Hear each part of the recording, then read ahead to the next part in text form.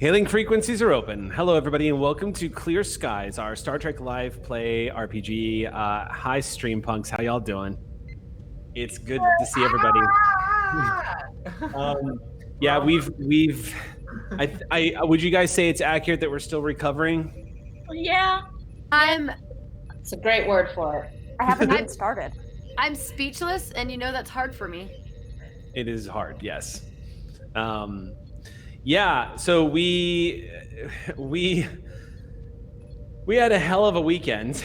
I don't know if y'all are aware. Of course, we had our fundraiser just yesterday, and I can't believe it was yesterday.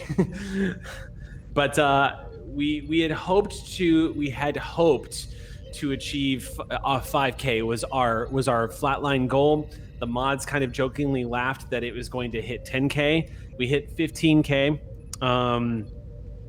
This is going to be instrumental into launching the next chapter of Stream Punks, and we owe it all to you guys, and we can't thank you enough.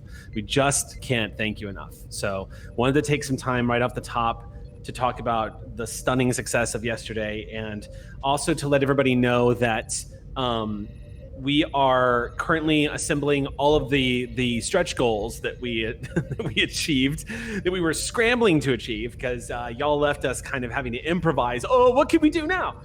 Because we didn't expect to hit the stratosphere the way we did. So thank you. And we will keep you guys updated on that. The big announcement that I have this evening is Clear Skies will not be airing next Monday night, because next Monday night is Blood of the Void. The premiere of our Klingon RPG will be next Monday at 6:30 p.m. So definitely make sure to catch our first episode as we explore what it is to be Klingon.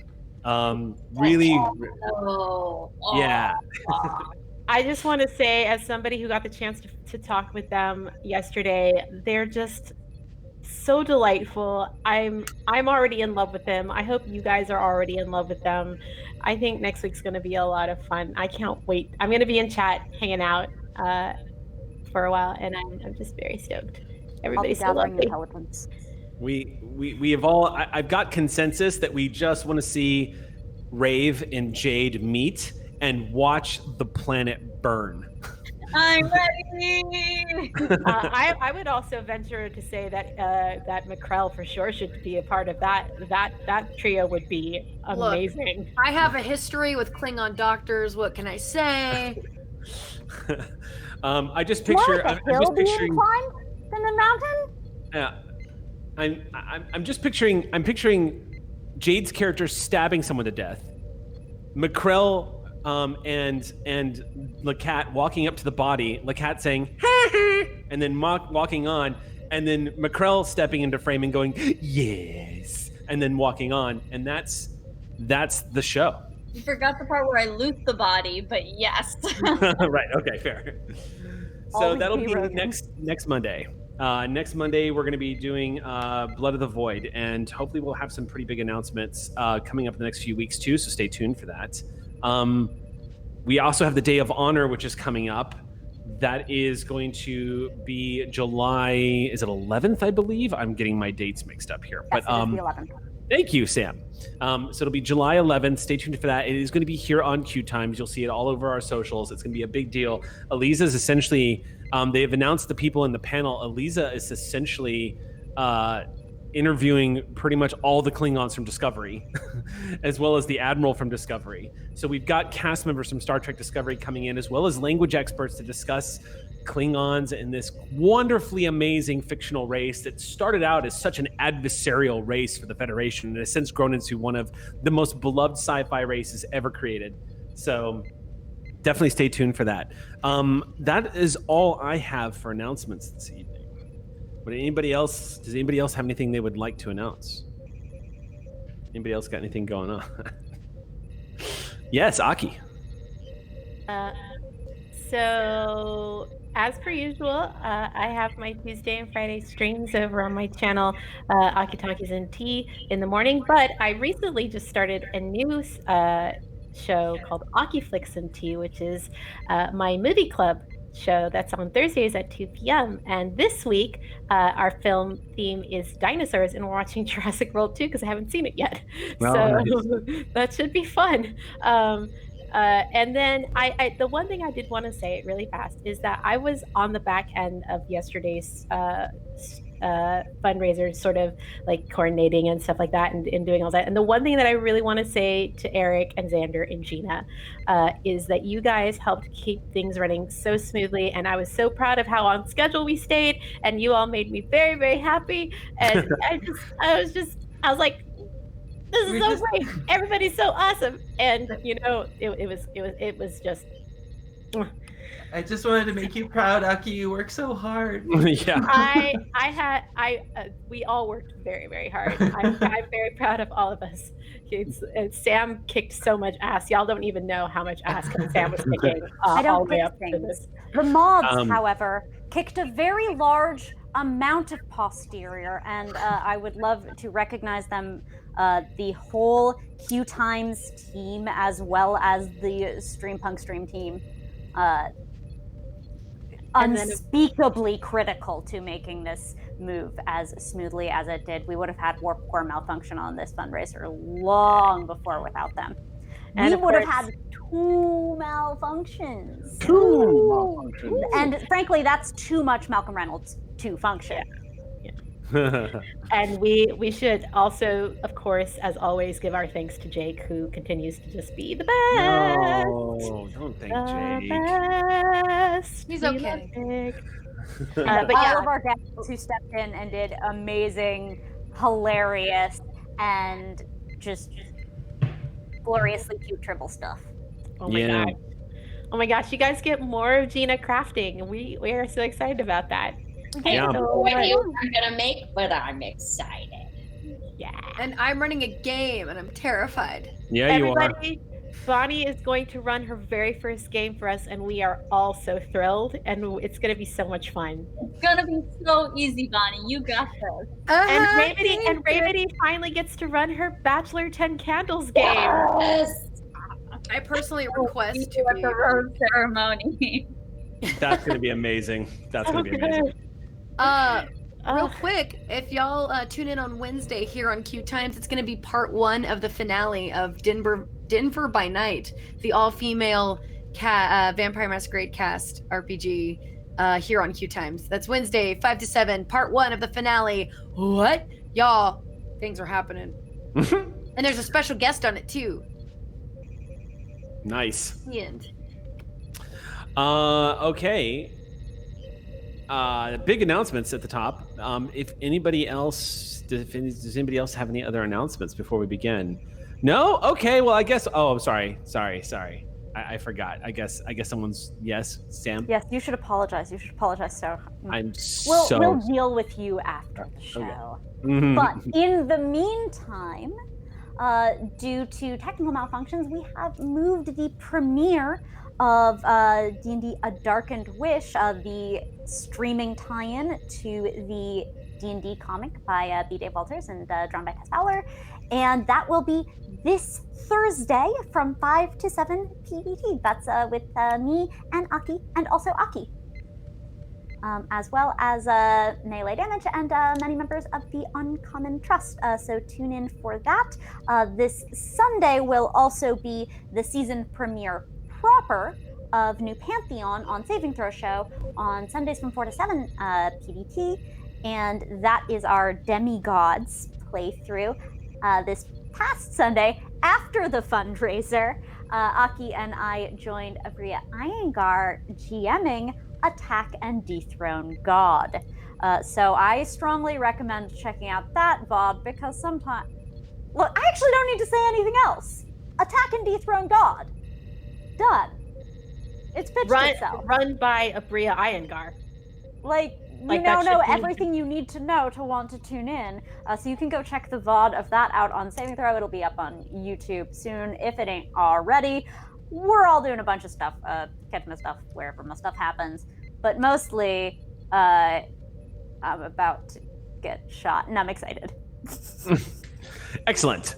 With that, let's go ahead and jump into tonight's episode, the final chapter of Farther From Home.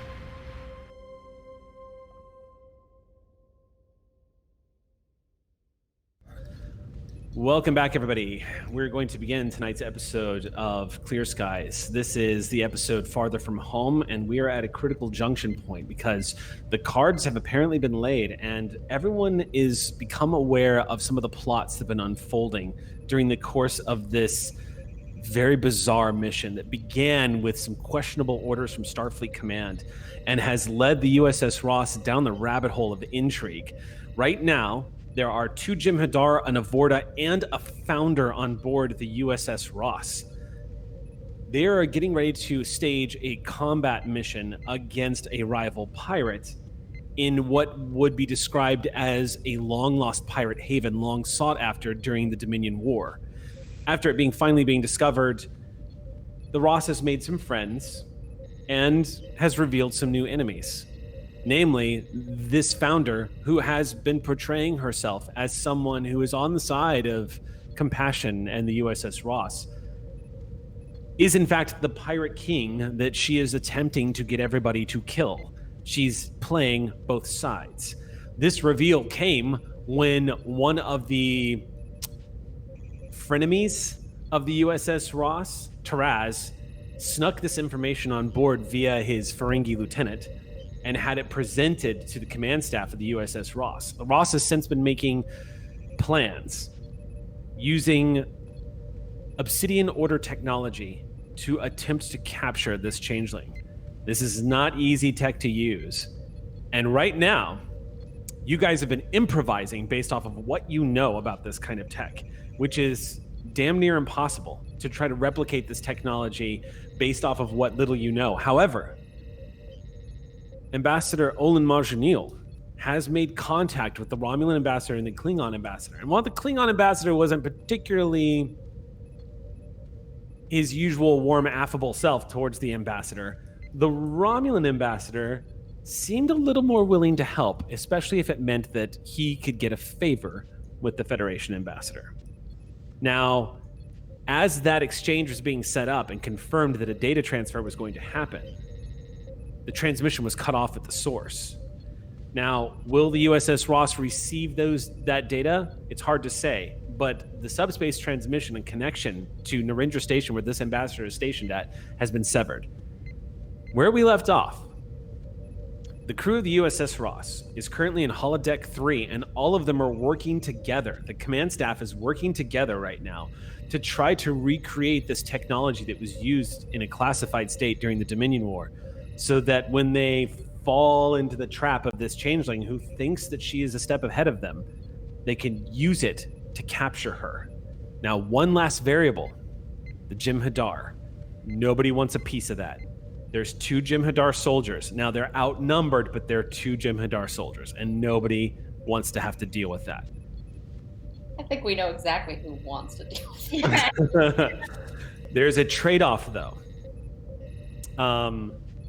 And the trade-off is, I just want, this is not like a reveal or anything, because this is actually information, you guys having basic information of the Jem'Hadar. I just want to let the audience know, as well as my players, some of the base rules for Jem'Hadar soldiers, because it would be as an intelligence gathering thing. After being at war with them for a few years, you guys would have this base understanding, but to translate this from NPC, like stat information, to your players who can then implement it narratively, I just want everyone to know that Jem'Hadar have values.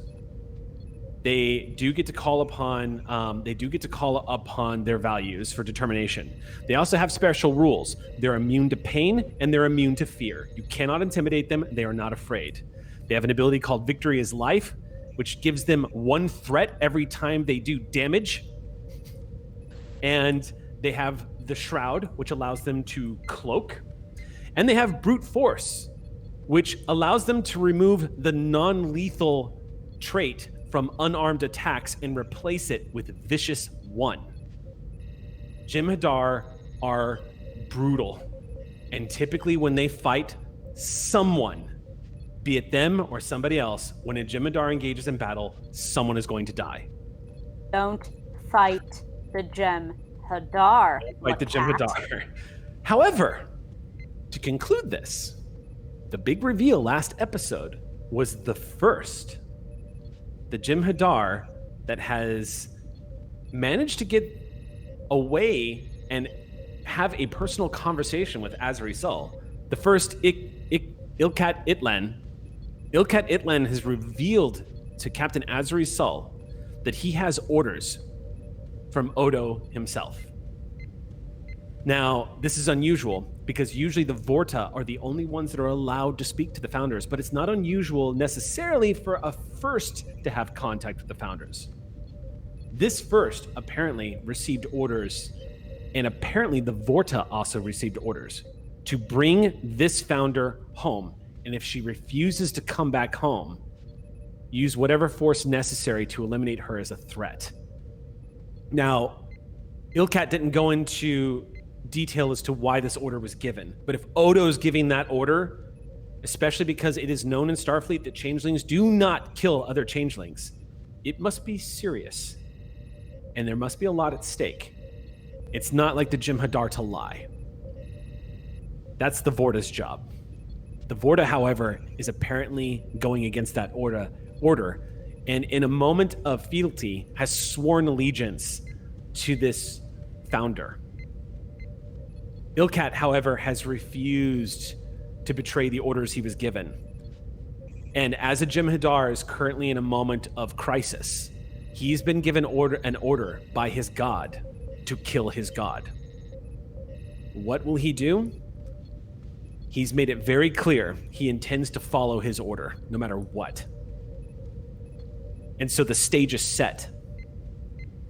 Something is happening. Something is going down in the next 24 hours. And the background of all of this, as it has been for weeks now, there is an evidence that the USS Ross is being stalked by a silent predator, a cloaked ship.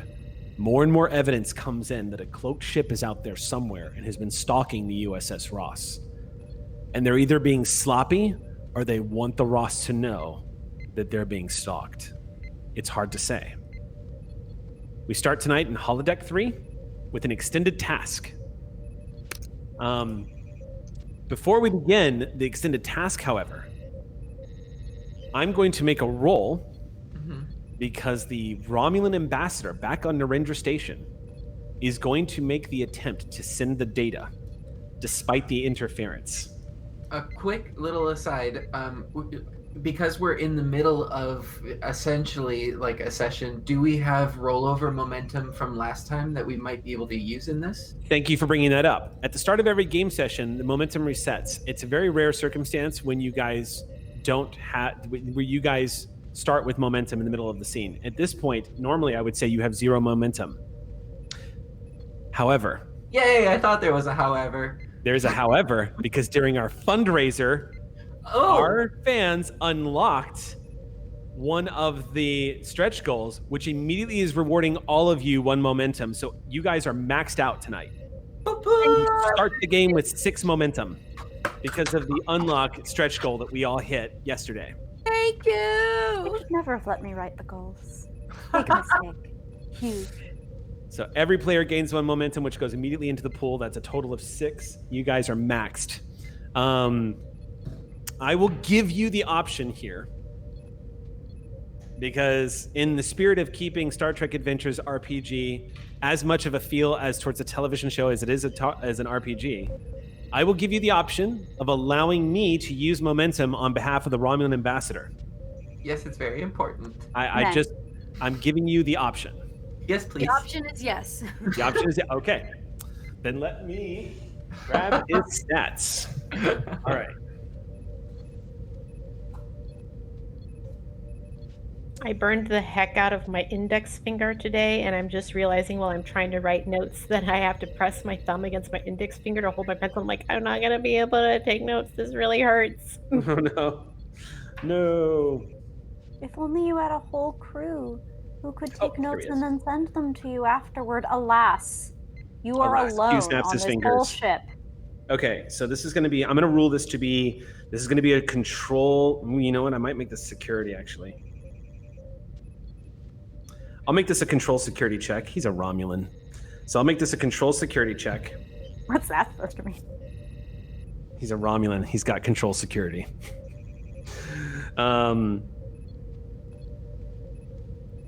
He doesn't have any focuses, but I'm going to call upon a value. I was about to say, can you burn a determination? Pretty please. Yeah, I'm going to call upon a value. The monsters of yesterday have no place in today. So he's going to gain 2 successes off the bat. And, oh shit, I've got to pull up the stats for Narendra Station. This is a first. I've got to use the computer stats for Narendra Station. 1 second. Okay. Come on, Narendra, old girl. Give our When was the last? I can't remember the last. Here we go. I don't think you had. Did you have to in SOT at all? I don't remember if I ever used this in Shield of Tomorrow. Never used them, although I think rules as written, we would have had a few opportunities. Even in Clear Skies, Birthing That Baby could have given us medicine from the station. That said, something about there was a little opposition from the station staff at the time. I'm going to set that because of what he is attempting to do. He is trying to get through interference and sneak a data stream through subspace to reach the USS Ross. I'm going to set the difficulty of that is going to be high. I'm going to set it at 5. And I'm going to spend 2 threat against myself to raise the complication range by 2. And would you be willing to spend 3 momentum for 2 dice added to the pool? It's up to you guys. Yeah. You guys, it's your momentum. So if you want me to do that, then I'll roll 4 dice. Yes, this is relevant to our interests. Okay, so 2 successes. Let's see. All right, I'm gonna start my rolls here. So 2. Oh. I rolled 2 19s, an 8, and a 12. So that's 2 successes and 2 complications. Is there a reroll? Is there any sort of caution? A talent? Yeah. Let's see. You can spend, if I remember correctly, you can spend momentum here. Yes, please. No, it's a determination. Oh, that's spend right. For rerolls, and so unless he has a diplomatic analog to the veteran talent, which has a long-term ambassador he might have, and gets the 33% chance of the recharge, we effed. So here's the good news. The good news is Narendra Station rolled a crit. Oh! So the roll is actually going to succeed, but it's with 2 complications. Okay. We'll take it. Good, great. We'll take it. Will we? Will we take that, Xander? We're gonna have to, huh? I think that given the nature of what it is he's sending us, 2 complications sounds about right. Yeah. 2 complications. I am not banking that as threat, just to be clear. Well, We're crap. screwed. Why you have to go and make things so complicated? Okay. So, Ambassador Majanil, shortly after this transmission has been severed, you've reported this to Prawl. Prawl has gone down personally to holodeck 3 and reported this to the captain.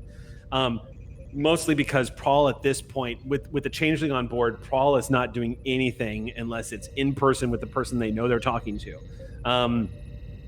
Prawl has returned to the bridge, and at about the same time you see Prawl. Now, Ambassador, if I remember correctly, you're not in holodeck 3. You were on the bridge with Prawl and everybody else, correct?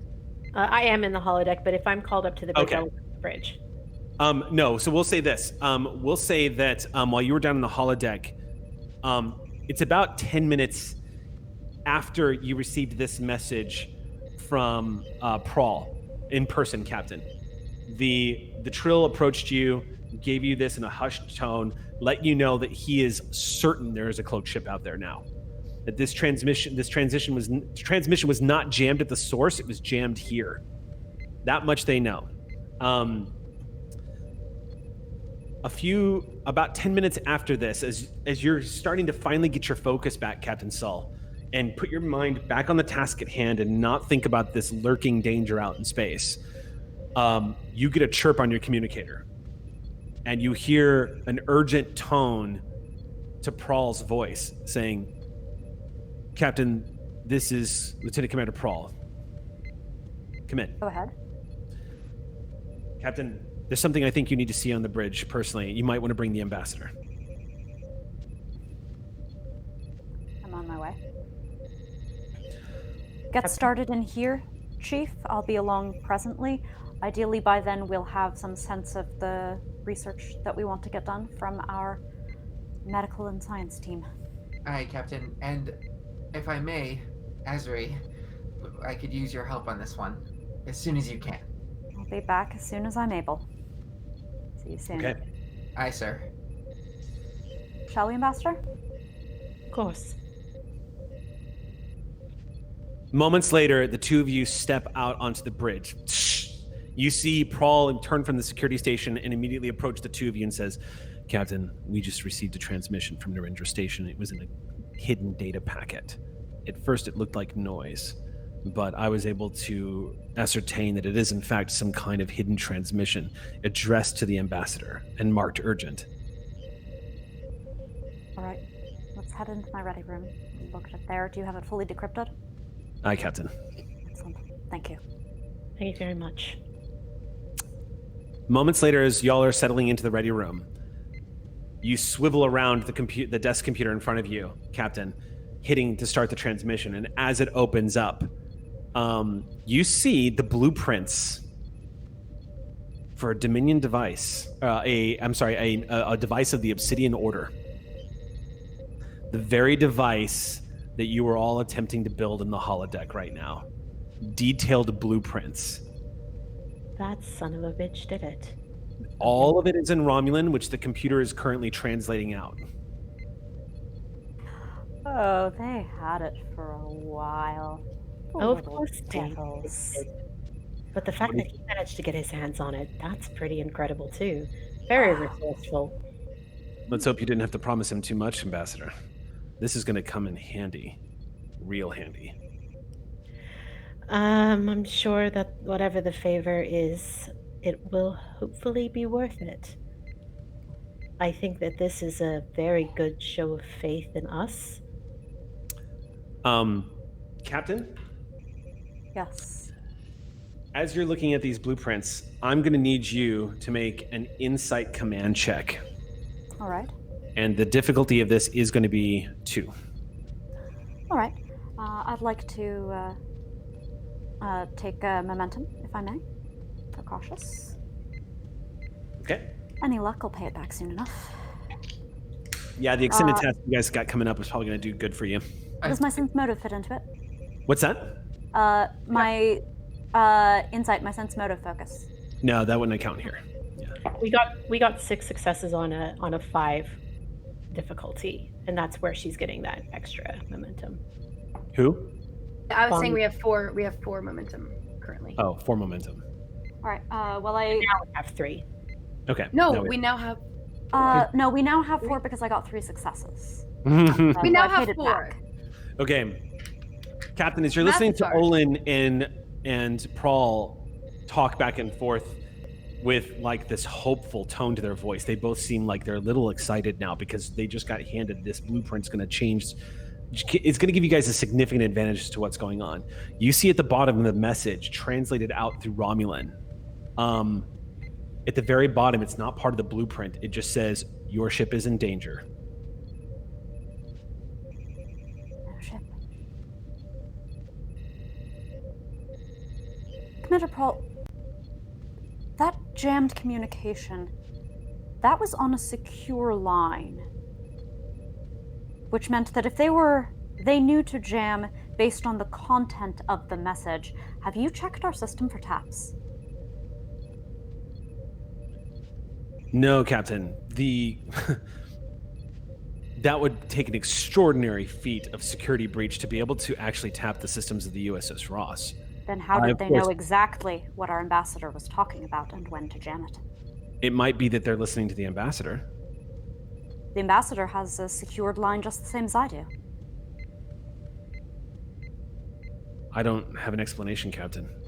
I, of course, will run a full security diagnostic, but it's Good, not... because if they could find whatever was on that call, they could find that this transmission has come through as well and accelerate the tempo of whatever operation it is they intend. We have far too little information right now, but if nothing else, we have to choke off whatever threat it is they're going to present to us very soon. I turn around the schematic and I point to the bottom of it. He looks down at that and just says, I'm going to have Prawl make an insight security check. This is going to be... I'll set this at difficulty 3. May I assist from having directed this? Yes, that's a good idea. I would totally accept that, yeah. So, insight security. Oh, nat 1. So that's 3 successes from me. Or, sorry, 2 successes from me. Okay. What was the difficulty again? 3. Okay, let's see what he gets. Ooh, a nat 1 and a 3. All right, so that's a total of 5 on a 2 check, so that fills us back up. Yes, we are maxed out on momentum right now. Or would that 3 also be a crit from using a focus? No, he doesn't have a focus, so he just gets he gets 1 crit. He stares at it for a moment, and Captain, you can see the look in his eyes as he starts putting some stacks together, and he just looks at it and says, Captain, let's break this down for a second, because we've had a long-running theory about what's going on with our guest on board. And I'm not talking about the Jem'Hadar. I understand. It all adds up if we start putting it together from the point of view if our stalker is a Romulan. Might have detailed information on how to listen in to the Romulan ambassador. Yes. Could be in a cloaked ship. Yes. It's very likely that whoever is stalking us might be a holdover from whatever happened between you and Dr. Wellix at Starfleet Command before the USS Ross left dock. So why haven't they made their move? I don't know, Captain, but something tells me with them as a variable, and if they're getting active, if they're here now, they have to be counted as a possible threat during the mission that we're about to undergo. Yes. They would if it was me, Captain, I would take advantage of the situation if I intended harm. But we have no idea what on earth they intend, let alone what on Yukvar. Give me some time to put together an idea. We might be able to feint. Good idea. Excellent. You work up a tactical plan while we get working on our own little science project. Aye, Captain. Tech is going to be relieved. Why do you say? He was a little bit. We had to have a conversation when I told him that we would need him to build this. Not a bad one. He was just a little bit nervous. And Captain, actually, the ambassador, they bring up a really good point. If it's all right by the both of you, I would like to request that we don't reveal this to Tech just yet, and so that he can keep his mind on building this device. It doesn't seem to me that he's immediately operationally relevant to it. Thank you. I meant more about getting the schematics to him. I don't want to be misunderstood. I pick up the pad and I'm going to crop the schematic image. Okay. Just a little bit on the bottom margin. Okay. Because A simple click. Tech is going to be looking at it very closely. And if we're trying not to panic him, maybe don't say your ship is in danger at the bottom. It's an easy fix. We'll take that as the captain's sign of assent. Thank you, Captain. No, it is not my intention at all to put Tech into more of a panic than he may potentially already be. I don't like the idea that we assume any kind of emotional compromise or incompetence in our officers or non-coms. The chief has well earned my trust. It is simply operational security. Of course, Captain. I apologize. That was not my intention either. Of course. We try to take care of the crew. I mean, you're doing it with crudité, are you not? Well, if there's any left by the time we get down there, I might need a few myself. I was trying to get one of those sandwiches before I was called up. Come on. I can always replicate more. Prawl That's the can't principle. seem to help himself. Amidst this conversation, you see the hard shell crack a little bit as the two of you talk about this. He just kind of goes, Would you like some crudité? Seems to me you've been sure, looking- yes, I'll take whatever that is. That sounds good. I'll have some sent up for you. Thank you, Ambassador. Captain, I'll return to my duties. Dismissed. Thank you, Commander. Captain, Ambassador. Prawl? He steps out the door. Back to the salt mines, shall we? Indeed. All right, so as the two of you are headed back down, real quick, EXEO, are you basically just taking to the bridge and fulfilling command staff duty? Okay, cool. Because at this point, it is actually long after Alpha Shift. We are in, we would be in Beta Shift by now, late Beta Shift. Yeah, y'all are getting time and a half. Yeah. So right now, I'm bridge until someone needs to tag out, and then I will aid in the building of the device in any way that I can build. and at that point,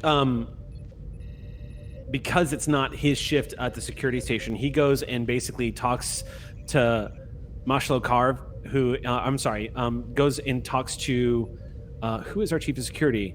Lieutenant Rogers, who is currently manning the tactical station, walks up to them and explains to them what's going on before taking off and heading down towards... You're actually not sure where Prawl's going, but once he's off duty, he doesn't go to the holodeck. It looks like he seems to have his mind set on somewhere in particular on the ship, but he departs as soon as his duty shift ends. And lets you know, EXEO, he just says, as he's leaving, he's like, Commander, I'll be available to you for the rest of the night if you need anything. Understood. And then he steps back into the turbo lift and... Just clarifying, was I informed of the second part of the schematics? I think it goes without saying that Captain Soul would probably let you know exactly what was going on. Would you say that's accurate, Captain? Given that EXEO is on the bridge at this time, my intuition of the chronology is Prawl brings it to EXEO, says, do we need to tag the captain in on this? And EXEO says yes. I'm down for that. So before I got the call, this was probably cleared through EXEO. Keep you in don't mind, bother though, the captain unnecessarily off shift. You Prawl run it through did not Gopsong. see, but Prawl did not see the message at the bottom. You were the one that actually found that. So do you tell EXEO the message that was received? Yes, since we're passing through the bridge anyway, I may as well talk. Sure. Okay. Then yes, the captain would have just basically leaned in and told you what was uncovered on the blueprints. While I'm having that, real quick, vibe check on EXEO, because last time I saw her, my spidey sense was going. What am I reading as a person off of her right now? Incredibly focused. They look very calm, and like the facade that they had perfected last episode is intact as hell. And it's holding with Sol. Interesting. Got it. Noted. All right. Thank you. Intact as hell should be a mug. All right. Oh, but that's just asking for trouble. Yeah, it's true. It's challenging the gods. There's no question. Real quick, while all of this is going on, before we resume what's happening down on the holodeck and getting things underway, what is Dr. McCrell up to at this hour? I was also in the holodeck. Remember I came down with Sprack because I was. Sprack's outside the door. Sprack was outside the door, but we kind of was like, you know what? It's going to be a while before we have this conversation. He was given Captain. quarters. Yeah. Yeah. So Okay. I'm down there more for medical expertise because the changeling is a living being, and the whole attempt of this is to cause no discomfort. I'm there for my medical expertise, more so than my engineering. I feel kind of useless, to be honest. I'm just kind of She and standing there. LAKAT are on the R&D portion of it. Chief and Sol are on the engineering of it. Singh is ostensibly also on engineering, but primarily on looking cute. And the ambassador's our project manager. Yeah, we also have my holographic assistant who looks like Redgrave. Redgrave. Yeah, actually, we didn't tell Gina that. Nope. No, that's come up before. EXEO is not aware of it yet. Right. Okay. So, LAKAT, you're going to be here as well. So pretty much everybody is gathering back down in the holodeck 3. LAKAT and Mackrell are the research team. We're on one side of the room while Tech and the captain are on the other. We're the best team. She already has team pride for team research. It's not a competition, LAKAT. Get your head out of the game and into the science. You're going to lose, yes. So while you're sitting here, Tech, this has already been an incredibly frustrating evening. And as you're going through it, it is a balm to have the senior staff all backing you up, to have the coarse, like, random dark humor of LAKAT cracking jokes behind you while she's working with Mackrell. It's been nice to hear. It's up until recently, it was nice to hear the captain and the ambassador having a conversation and challenging each other's ideas as they're coming up with new possibilities as to how to help you build this piece of tech. You're in the middle of exhaling your frustration. Your fingers placed on the cool surfaces of the LCAR system. The soft, gentle, like chirping noises of the computer registering your touch every time you enter new commands. Across from you, of course, is the hologram of Dr. Redgrave, very calmly working. And at one point, you see she goes into her vest pocket and pulls out a cigarette and just starts lighting that thing up and just... Andrea, up. We talked about it, not when other people are around. It gives the wrong image. She pulls the cigarette out of her mouth and says, "Do you want my best worker, don't you?" Is it absolutely necessary? In response, she gives you this motherly look, and she puts it back in her mouth and goes back to work. And under his breath, he just goes back to work and says, "I thought I programmed that out." Right now, someone on the I'm picturing a meme of like EXEO on the bridge and like the face vibrating of like... Quitting is hard. Yeah. EXEOing intensifies. Okay, so as you're sitting there and exhaling, and you're kind of like, I thought we broke off that habit. On your screen, suddenly you see the screen swipes left as you get a new data packet coming in, and a moment passes, and all of a sudden you see the readout of the device. Its full schematic blueprints begin to appear on the screen before you, with just a short message from Captain Sol: "Be there in a moment." Oh! We got it! The rest of you, LAKAT, you spot it too, coming up on your screen. The unmistakable device created by the Obsidian Order popping up on your screen right now. All the registry like popping in. You're seeing all of the tech schematic, all the tech needs coming in. Yeah, LAKAT stares down at it and takes a close look. Okay, so LAKAT, I am going to allow you to use your trait Cardassian. Yeah, thank you. Yeah. Your racial trait Cardassian, you immediately have a familiarity and understanding of this technology when you're looking at it, because so much of your scientific research was done in a post-Dominion War era. You're very familiar with some of the techniques that the Obsidian Order used for sensor data and such. Yeah. You've been able to, as a Cardassian, you were able to look at this and be like, okay, I think I see what they did here. So, how does this tech look in comparison to the tech from like 6 years ago? Does it feel like it's been updated at all, or does it is relatively the same? Great. No, but this was highly classified. So, and it was deployed during the Dominion War, successfully, I might add.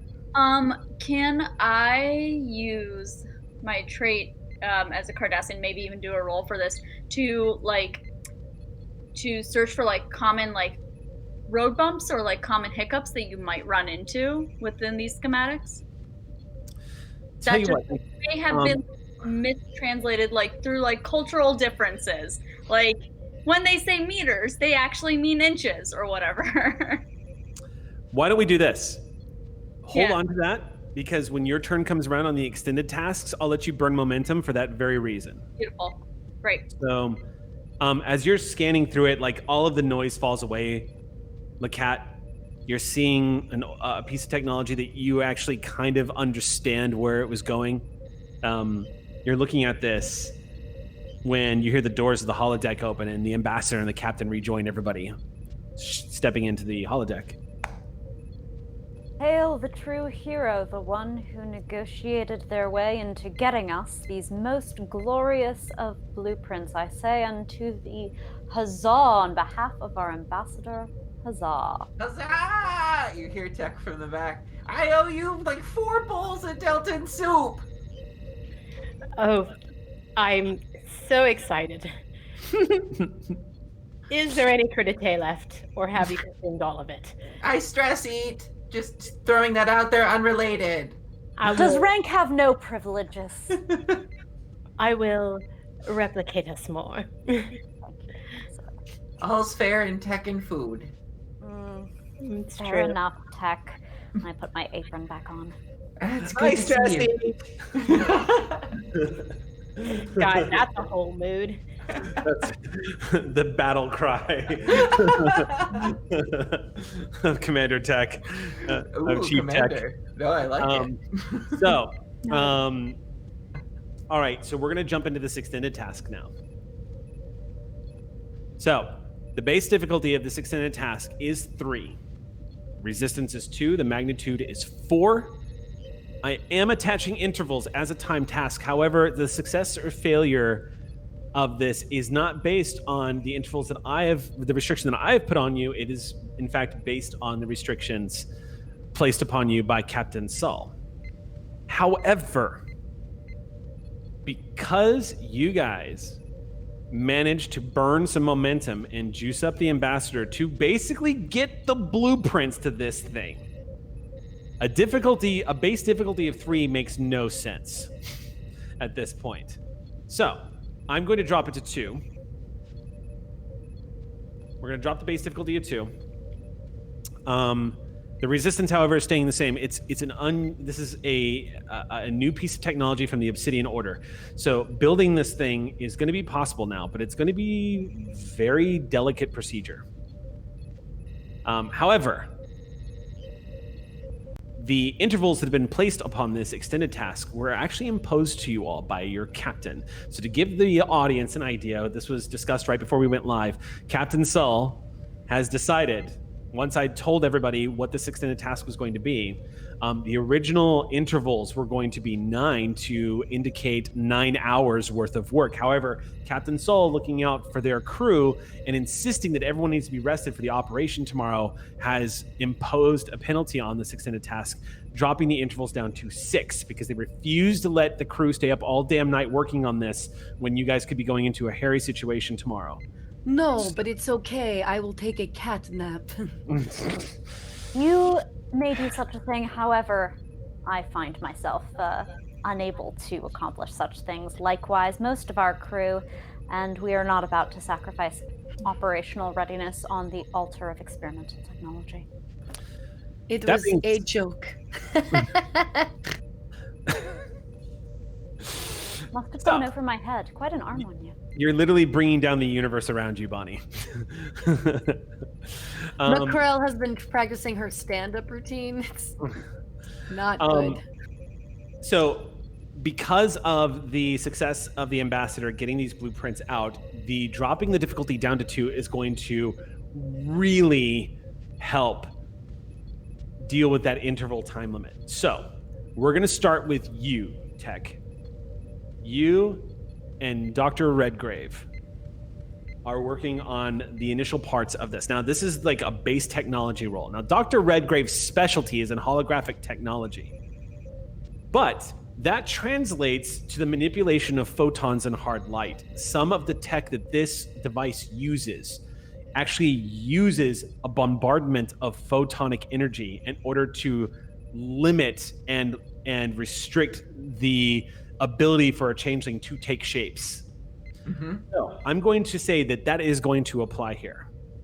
Okay. And so they are going to be assisting you using their science reason skill. Great. I am not going to give them a focus, however. I'm just letting them use their base scientific knowledge of how this works to assist with you. That translates well as it's just a program, it's not the actual person.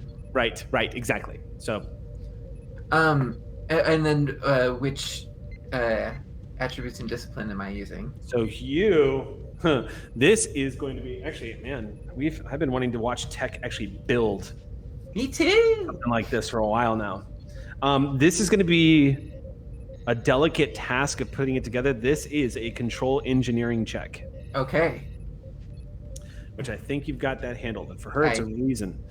So, mm-hmm. All right. So base difficulty of 2. It does have a resistance of 2. So keep that in the back of your mind while you're making your roll here. Right. Is Ross assisting on this? Oh, is Ross assist? Yeah, I think, or do we only have the one assist in? Well, but Chip assist is its own assist. Oh, I'm counting Dr. Redgrave as the USS Ross assisting. Okay. Although, I'm going to countermand that because there is literally an episode of TNG. Geordi, right? A problematic episode, but a good episode of TNG where Geordi basically uses a holographic engineer. Yeah, I thought about that. The Enterprise. So, tell you what, it's basically watching the computer question itself, and it's basically a practice sentience. So it is fulfilling a programming to enact a programming. So I'll allow the Ross to assist on this. Great. On top of the program for Redgrave. Computers engineering, you think?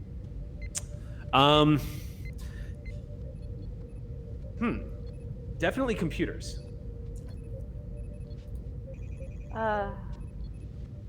Yeah, computers engineering. Definitely. Project manager ambassador, would you like to roll for us?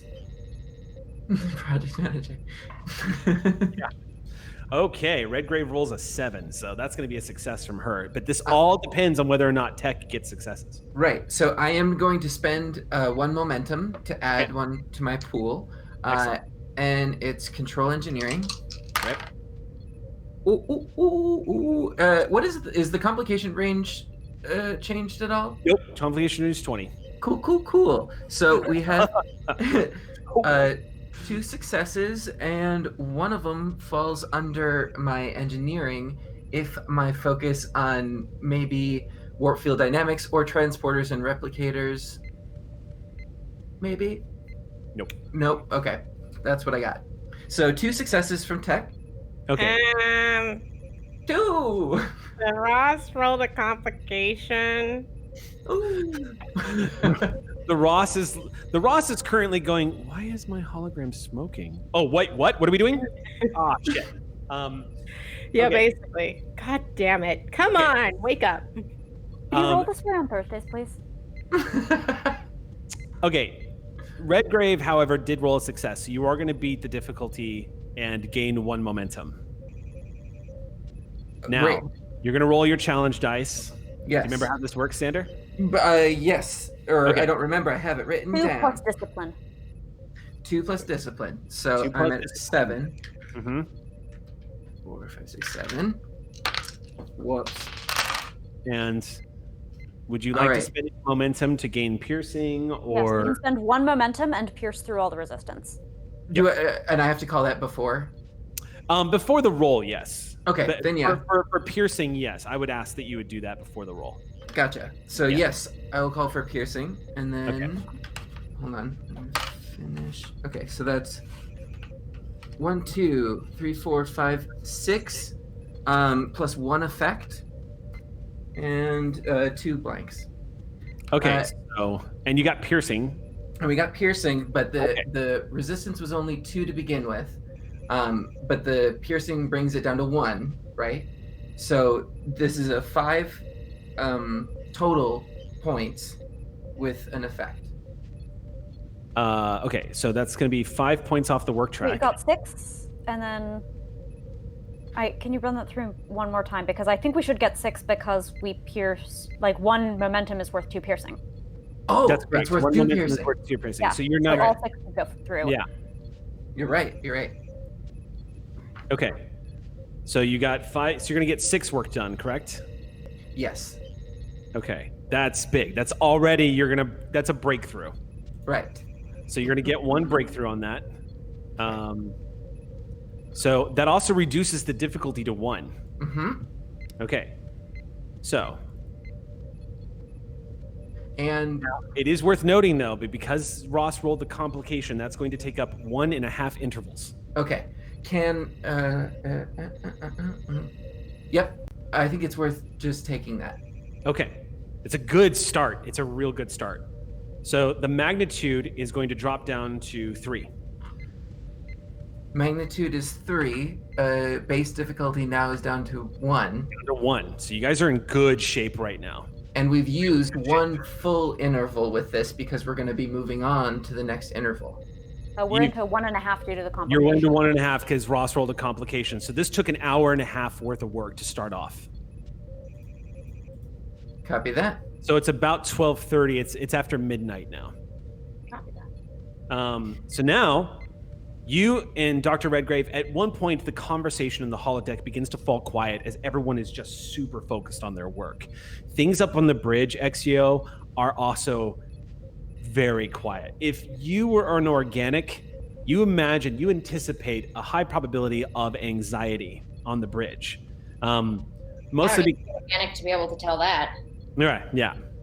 But yes, your program estimates a very high probability that everyone probably on the ship is a bit nervous right now, but things on the bridge are very quiet. You see some of the pirate activity, I should say some of the shipping activity that are going from the planet has resumed a fair distance away from where the Ross is stationed. It looks like people are going the long way around to reach the bottom. Not a whole lot of shipping, nothing unusual happening. No sign of Nausicaan raiders. Everything is very quiet as you're sitting in the captain's chair. Periodic scans are run as per standard procedure. Nothing is coming up on sensors. Everything is very quiet right now. An hour and a half passes of you guys laboring down on holodeck 3, assembling this device, replicating the technology, testing it to make sure it works. Let's go ahead and move on to the next interval for this extended task. Now, instead of having you roll again, Xander, we're actually moving on to see how everyone else is contributing. So let's move to LAKAT, because right now LAKAT is currently chewing on the difficulty of you're taking the scientific lens to this endeavor and how it biologically is going to apply. Now, I will allow McCrell to assist you on this role. Yes. McCrell's knowledge and your knowledge as well of biology, LAKAT, it's all coming in handy here. Yeah.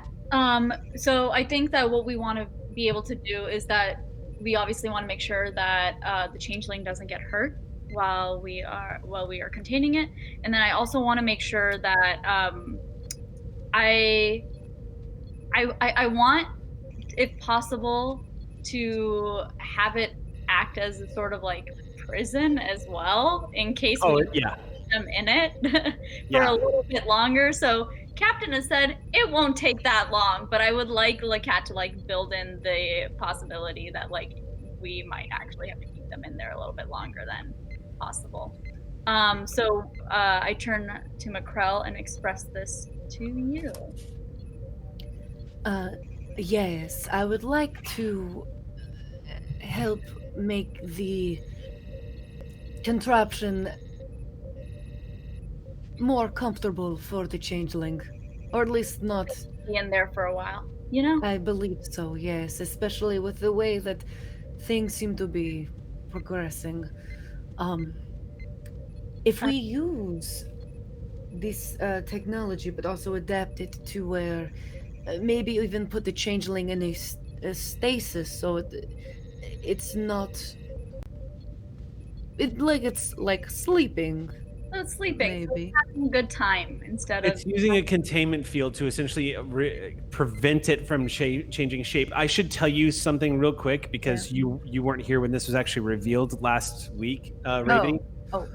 But it has been established that this device is not gentle on a changeling at all. It is absolutely going to harm the changeling. It's not lethal, but it can actually cause damage to a changeling. Some of it permanent.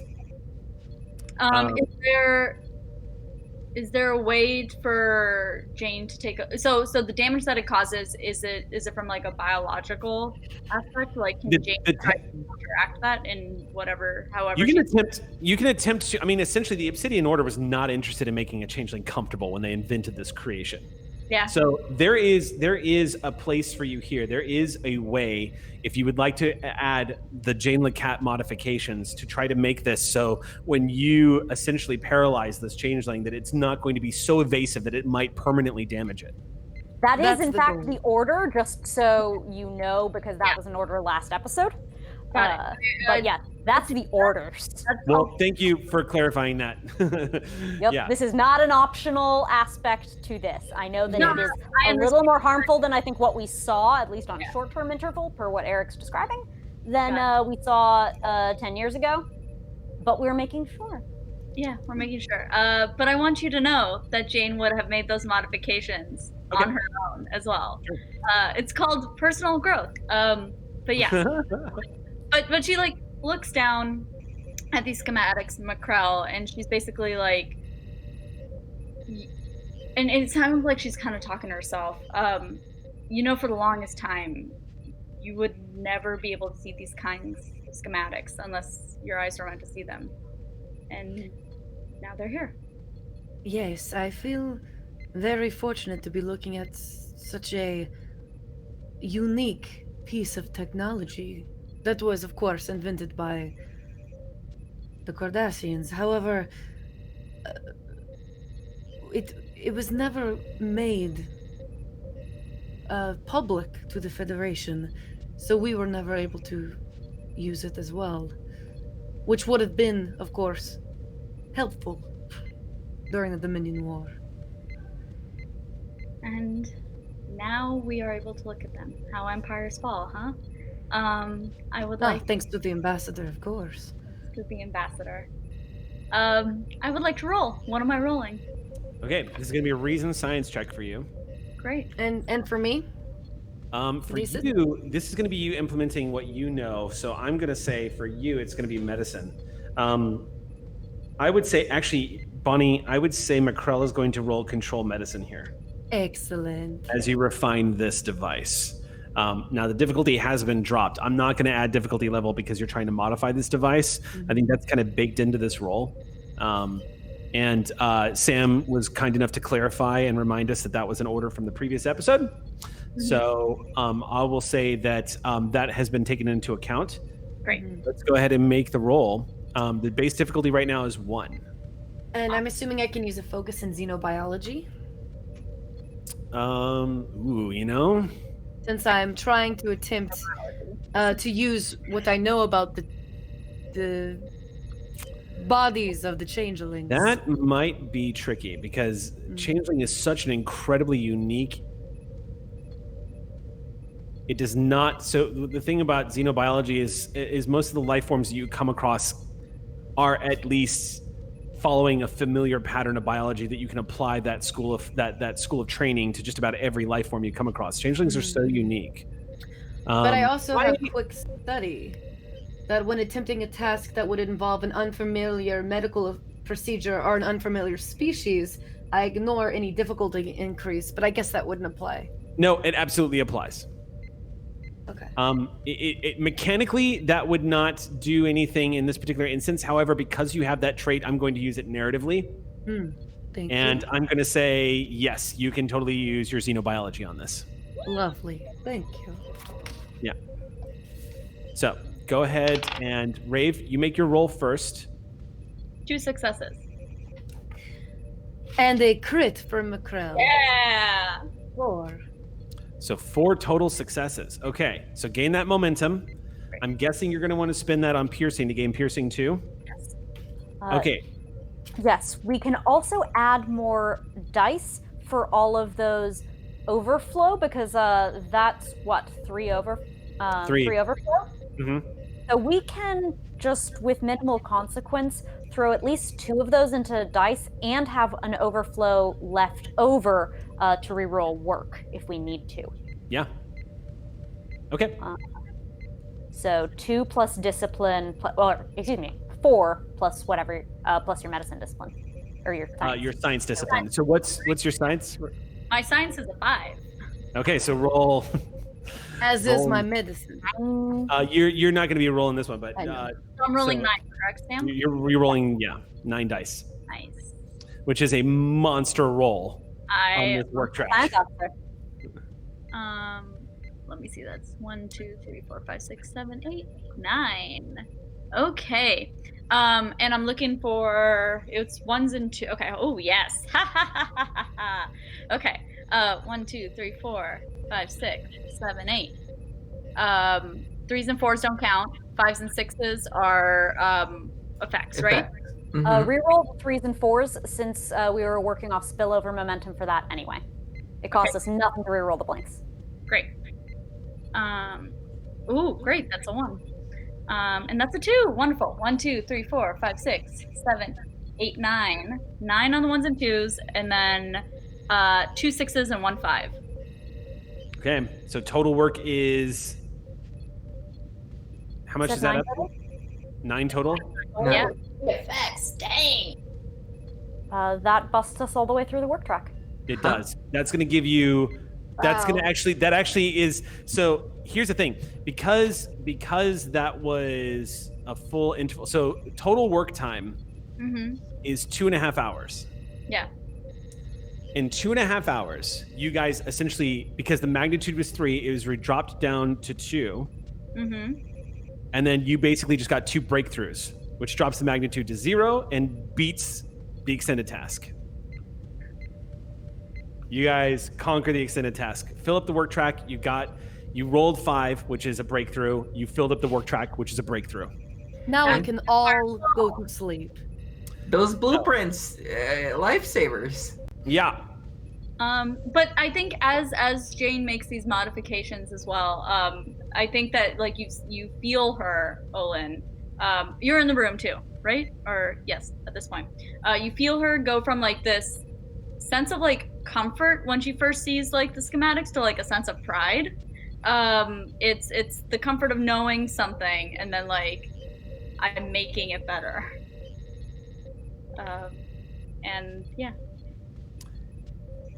I think Olin has just sort of been floating around the room, giving people things that as they need them, water or stuff like that, making sure everybody's staying hydrated. And then I think as this is starting to wrap up, they kind of edge a little bit closer to LAKAT, and as they do, they just sort of gently reach out and take LAKAT's hand and squeezes it, and like kind of leans in and whispers, "I'm proud of you too."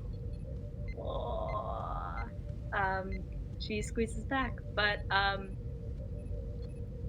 that's all she's gonna acknowledge it, because she's stone cold and she doesn't acknowledge feeling. So you get a small squeeze back and she's back to work looking at the schematic. The lot of you work tirelessly for the next 2.5 hours, and at 01:30 hours, the lot of you are assembling this device after replicating it here on the holodeck. What's up, Sam? For the purposes of honesty, I'm obligated to point out, I think we still have 1 magnitude left on this work track. It was 4, and so far we've only cracked 3. We cracked 1 the first time, and we cracked 2 the second, 1 by filling the work track and 1 by getting 5. And the magnitude wasn't affected by the blueprints? Or was The that just... The magnitude, no, the difficulty was adjusted by the blueprints, not the magnitude. The magnitude was not. Leaving 1 more, it will be fairly straightforward to do. Okay. But there is still, like, because, we do absolutely any So then work. It'll be work filled on a full work track, and we'll get the breakthrough that we need. So we can even just, like, I can stay behind and finish it up kind of thing. But just let's do this, because it's inevitable now at this point, with the difficulty down to what it is at 1, and with the expenditure of momentum, instead of going through the process, it's easy enough to say, if you guys are willing to just spend 1 momentum here to get the piercing effect and 1 momentum to fix the interval, we can say that it takes another additional 30 minutes and you guys succeed. I would like to add some story flavor to that, if you don't mind. Sure, yeah. So with everything going so smoothly, Tech has found this rhythm with his holographic assistant. He looks over and sees everybody sort of busy and active, and then actually locks eyes with the captain and walks over after everything is sort of being completed and just says, you know, the ambassador really came through and everybody's just working at top efficiency, Captain. I'm sorry. I guess we don't really need you after all. What sweeter words can a captain hear than that they are completely superfluous? I mean, you might want to take this time to get some rest. It's going to be a big day tomorrow, and I think we really got this covered. And I feel like you're here because I asked you to. Well, in all fairness, I like working on experimental technology, and you knew that. So, I think, again, no, in fact, purely as punishment for eating the crudité. You're dismissed. I finish it up. Get out of here. Sleep. Aye, sir. And Tech actually sort of like, you see this relief wash over his body as he lumbers out of the holodeck, not even acknowledging anybody else. And stay out. Does the captain order everybody out? Yeah, I think they'll probably actually finish it up on their own. There's only one certainly not so that they worry on their own or anything. There's only one who can't order out of the holodeck. My ship. Yeah. But I can politely decline, can't I? If you would like me to make this an order. Pulling pips. Pulling pips. I think Olin just sort of gives you a very long look and raises an eyebrow at you and very begrudgingly leaves the holodeck and is not happy about it. Captain, in the silence as you're sitting there finishing up the last of this device as everyone has dispersed, the hologram of Dr. Redgrave moves in front of you and leans up against the desk as she's smoking a cigarette. And she just goes, "So how do you feel about everything?" Oh, I thought this was really your daughter's forte. Are we getting into counseling now? No, I really don't want to know anything about you that I don't already know. By the way, don't tell anybody. And she reaches and pulls the face up of Dr. Redgrave. And underneath it, you see the familiar face of an omnipotent being that welcomed himself into your quarters when you were first setting out to the Shackleton Expanse. He just gazes at you from under this hologram that's been peeled away from his face, and he looks at you and he goes, "Are you creeped out?" Put it back. Not up. Okay. Maybe next time, I'm sure. I'm going to leave explain the death stick, though. Filthy habit.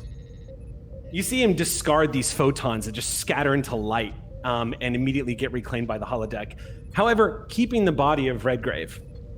And he moves around the side of this computer console and then lays across the workspace that we were just using. And just says, "So, how's it going? Noticed you weren't in Shackleton. You're supposed to be in Shackleton." Orders, orders. Yes, orders, orders. There's a lot going on, Captain. I really need you in Shackleton. I couldn't agree more strongly, and yet the interference we encounter, we petty mortal beings. Oh, that's right. This political atmosphere of yours, the intrigue, the drama between the victorious powers of the quadrants. If only you didn't eat it up. Celebrating their place on top of the hill. A messy Q who lives for drama. You can't fool me. Yes, I can. I've done it before. Assuredly. So, what brings you to this holodeck? Unless you want me to draw you like one of my French Q. I'm curious about a few things that have been happening around the activities of the USS Ross. Happy to answer any questions from omnipotent beings. Well, it has a lot to do with your first officer, actually. Really? Yeah. So, I wasn't going to bring this up initially because obviously there's a lot of drama going on there. Your first officer's got some unresolved mama issues. Don't tell her I said that. I know how temperamental she gets when you bring up the mom. She hops down and just says, but here's the deal.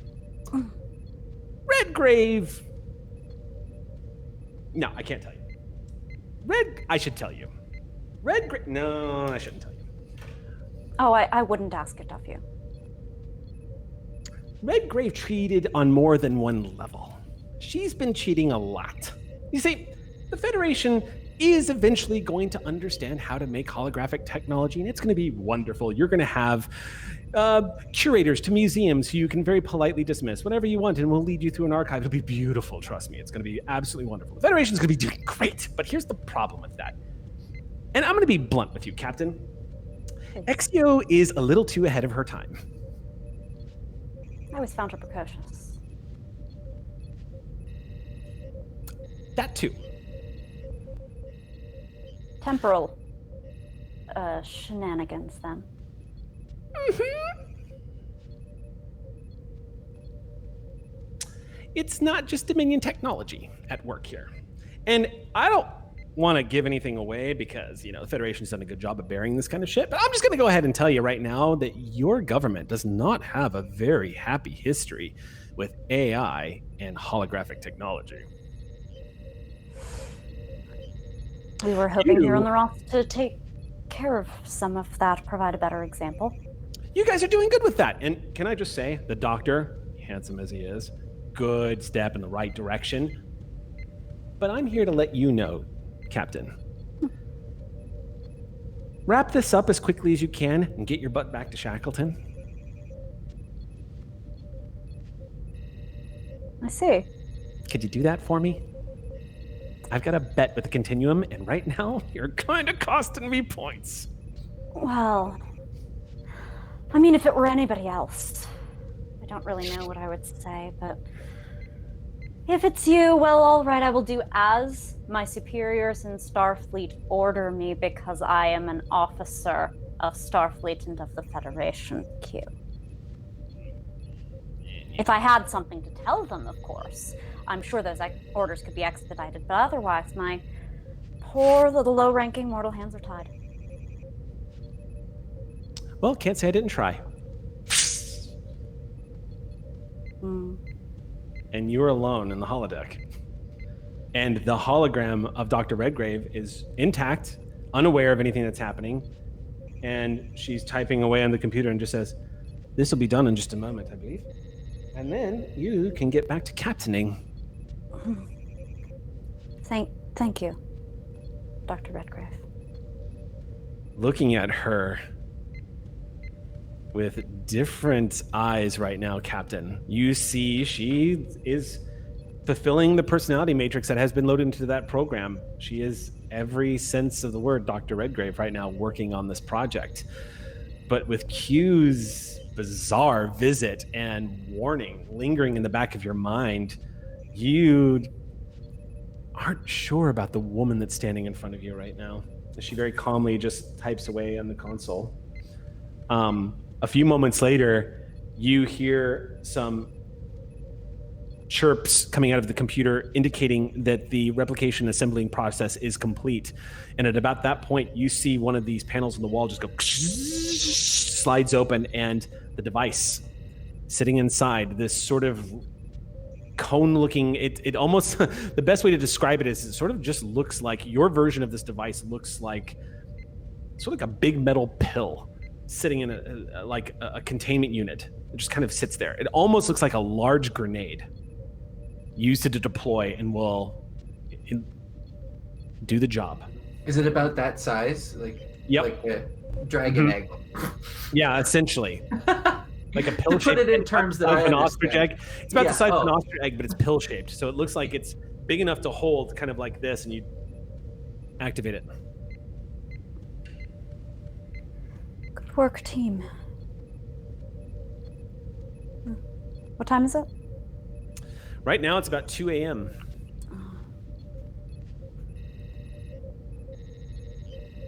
Sol holds it and gets up, leaves, and intends to go to the bridge and is at that level of not quite keeping their eyes open. Mm-hmm. And decides that operational readiness is the better part of valor. Makes a note in files to meet, for EXEO to meet as soon as operationally possible. And then zonks real good. You slide into the bed and pull the sheets up to you. Overhead, Captain, of course, is the windows gazing out into deep space. You catching a few of the light rays coming from that trinary star system that's not far from this particular planet. Casting these beautiful rays coming through the port windows.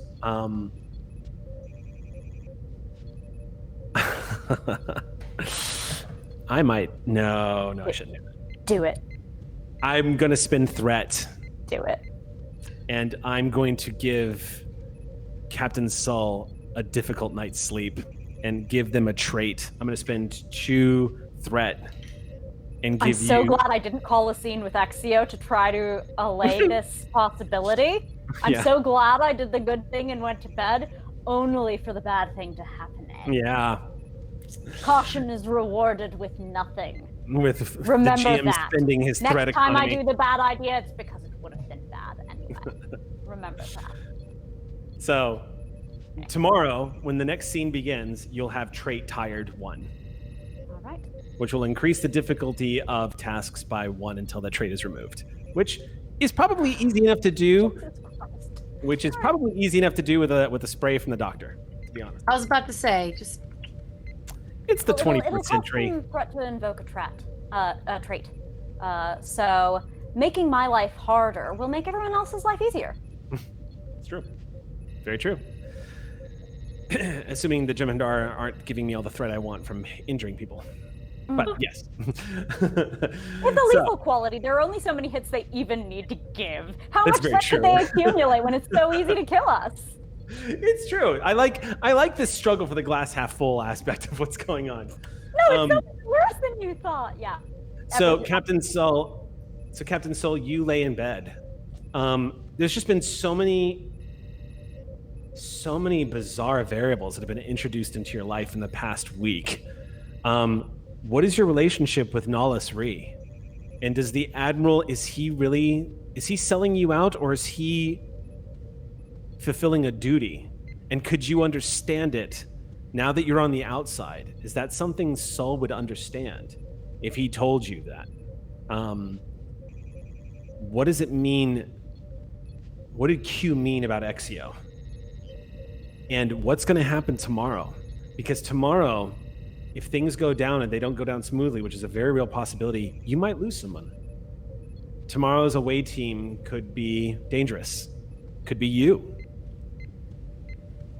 It's one of those moments that you have come across a few times as a captain of a starship, but this particular time just feels frustratingly familiar to you. It's one of the reasons why you, if I remember correctly, when we discussed Sol, wanted the center chair of an exploration vessel on a diplomatic ship. It was a new chapter for Captain Azari Sol. A reward. You were finally going to become the captain that you always wanted to be. You were finally going to become that Starfleet captain that explored strange new worlds. Why does this feel like the Dominion War all over again? And why does it feel like you're still an intelligence operative? And that is where we're going to stop to take our break a little early tonight. So we're going to be back in about 10 minutes where we get to the second half of Farther From Home and its supposed final episode. So stay tuned. We'll be back in 10 minutes, y'all. Welcome back, everybody, to Clear Skies. And we are going to jump back into where we left off, where Captain Sull had a very troubling night's sleep. We're starting the next scene off early morning. It's about 7 a.m. on the ship, and this is about the time where senior staff is up and moving around to prepare for their day. Right now, in 10 forward, as some of the Gamma shift is settling down for the day and ending their routines, LAKAT, you enter 10 forward for the occasion. I would say, LAKAT, this place is a good place to grab breakfast, especially when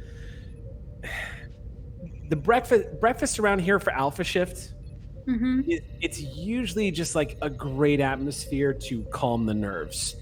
It's the start of the day. The other shift is wrapping up, so you can hear the socializing take place there, but some of the new people are coming in to get a Raktuccino or something to start them off for the day, to catch the news, like what's the scuttlebutt, that kind of stuff.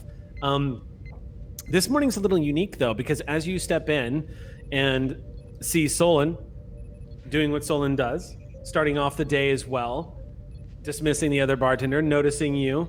I know I'm going to get the question, so... There you go. What is he wearing? Today, Solon is actually wearing something very form-fitting. This is starting from the wrist all the way to their torso and down. It could be almost, it almost looks like a very form-fitting dress that goes from a turtleneck all the way down. But in fact, when it reaches about the waist level is when it billows out and becomes, again, what looks like something much more a relaxed style.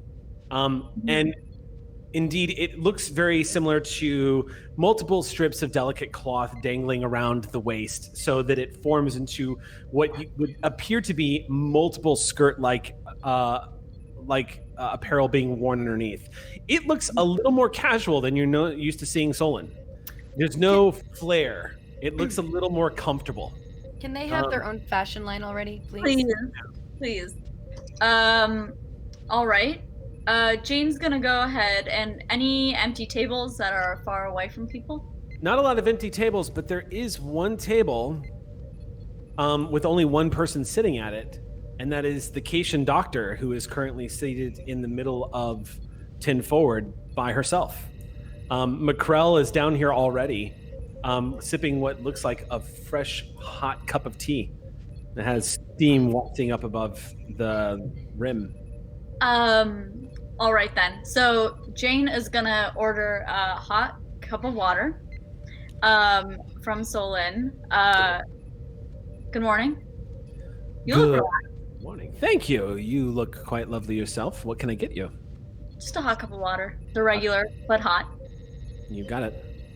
You doing all right this morning? Yeah. There's a lot of people on the trip that seem really nervous right now. How are you doing?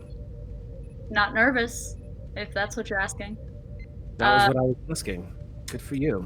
She's gonna take the cup of water. Thank you.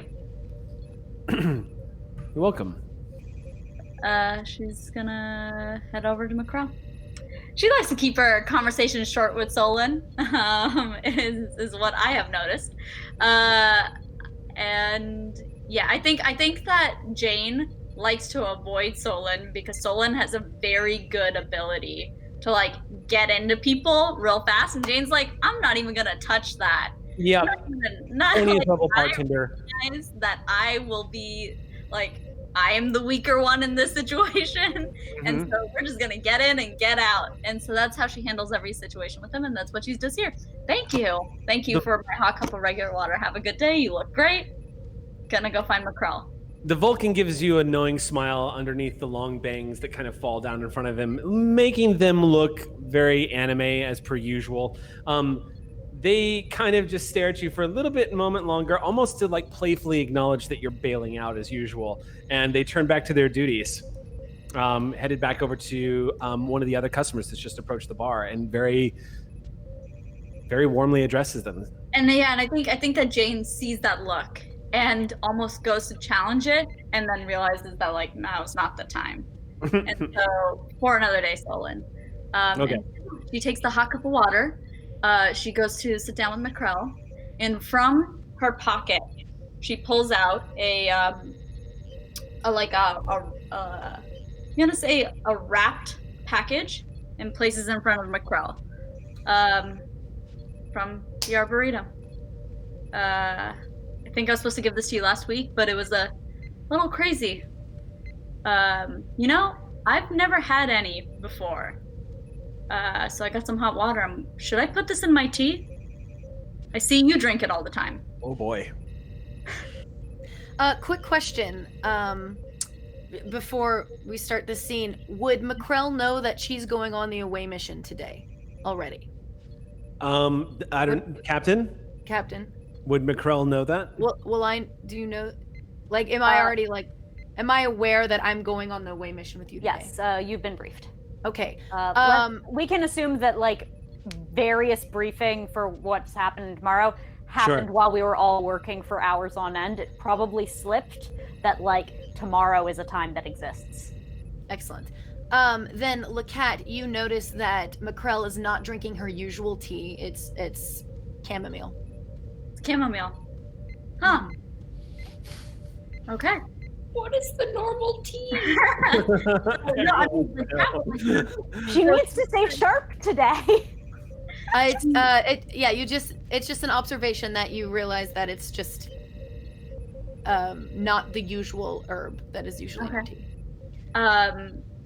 Last week, Commander Prawl accused me of not being very good at not knowing things. So I want you to know that I am not asking what exactly those leaves do to your tea. But know that I really want to know. You're talking about the direpelli leaves that I usually drink? It's a very rare herb that I grew up with my father. You would probably not like it. It's an acquired taste, but it is nostalgic for me as well. I grew up drinking it.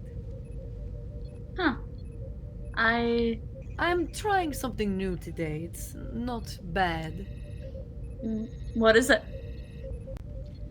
Do you like to... It's chamomile. Chamomile. Yes. Ugh. Mouthful. Yes. It's nice, I guess. Yes, well, here's to today's away mission. She holds up her hot cup of water. And I clink it. May we catch a changeling. Yes. In a very humane way. Let's go fishing for a changeling. I tried to make a rhyme. It didn't work. It almost did. But, there you go. Is there something I can help you with, LAKAT? You don't normally join me in my morning. And LAKAT sits there for a second. And says, "Did you have trouble sleeping last night too?" Not necessarily, no. I'm looking forward to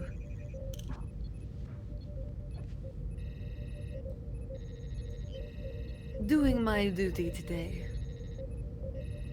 I couldn't sleep last night, and from her bag, she's gonna pull out the data pad that Azumi Shanto gave her. I'm gonna say a few weeks ago. Macrell?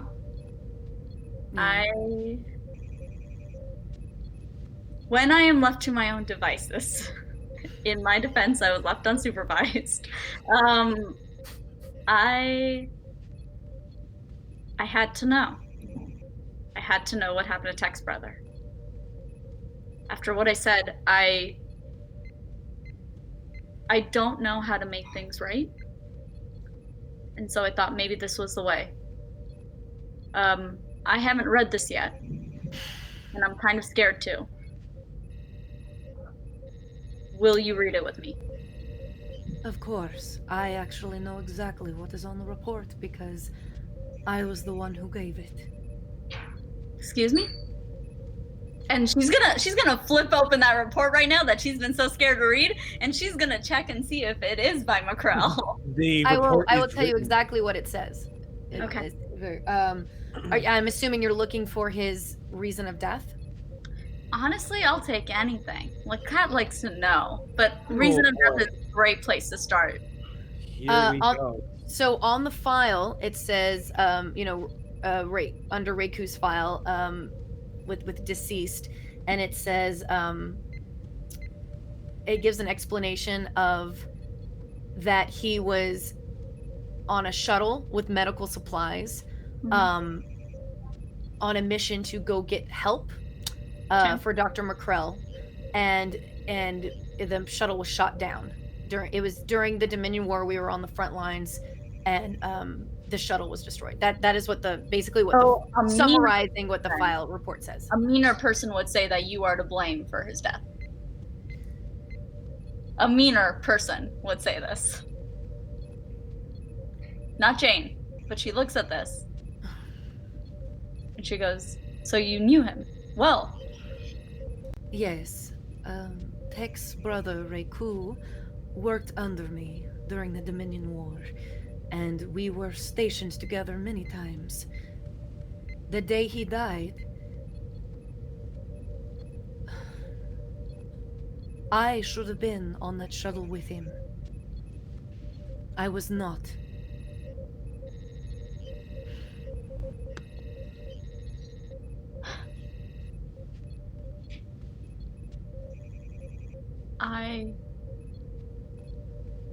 How often do you think about it?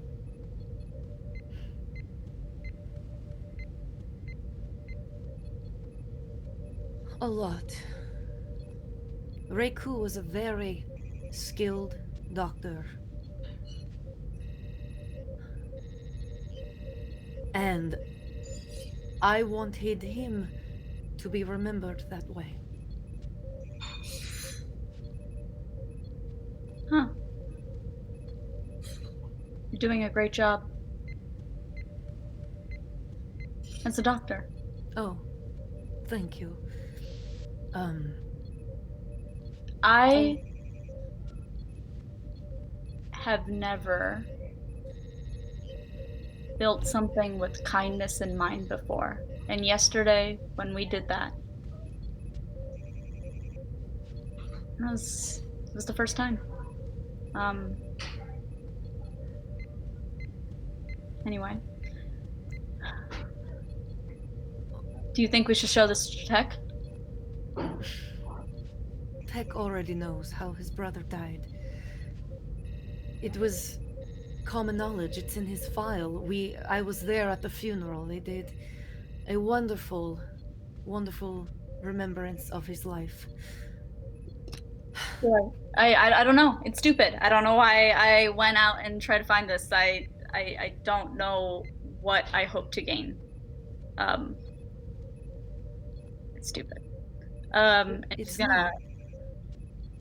she's gonna take up the data pad and put it back in her bag. And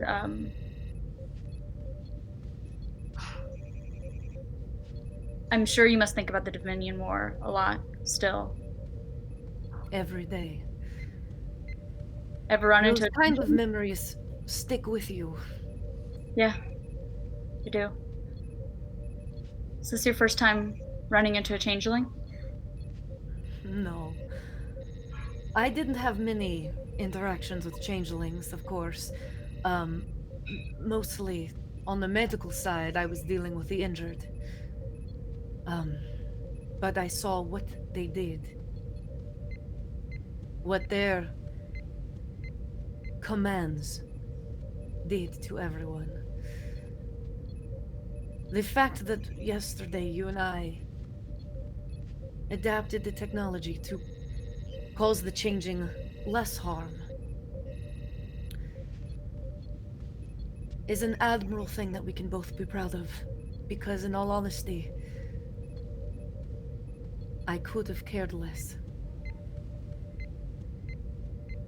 Me too. And as a doctor, that is not a thing to say that I am proud of. I know that your kind also suffered immensely.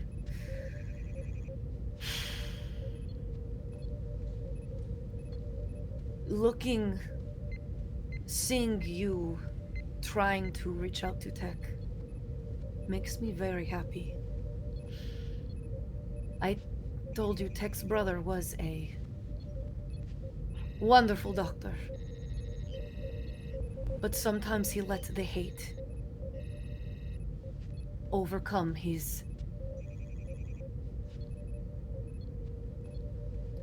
oath to heal.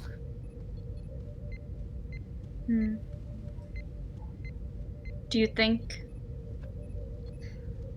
that was because of him or because of his circumstances? Because if I had to take a guess, it's probably the latter. It was because of the war. Yeah. Yeah. When you have that kind of rage and anger inside of you, sometimes it can overcome your true self. Okay, so I think that Jane has a threshold of like how personal you can get before she like hits a wall. Mm-hmm. And I think that this conversation has just like hit that point. And so you see her kind of like grow smaller in on herself, like fold into her chair a little bit, hide behind her cup a little, drink her water, clear her throat and go, well, good thing I don't have any problems with that, huh? Yeah. Well, I'm looking forward to today. I'm looking forward to catching a changeling, like I said, in the humane way. Yes. And yeah, let's do this. And LAKAT. She like pauses because she's afraid you're gonna make it personal again, and she doesn't want to hear it. But you are her friend, so she's gonna stay and listen. And regarding Tech, just be there for him as a friend. His brother's death is a sensitive subject, and let him remember them the way that he remembers him. You don't need to open old wounds. You see her nod, but that's it.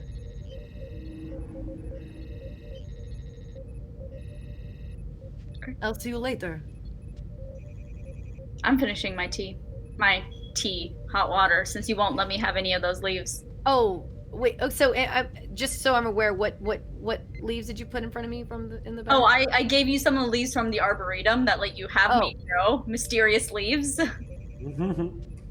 So they're my leaves. They're my... your leaves. Okay.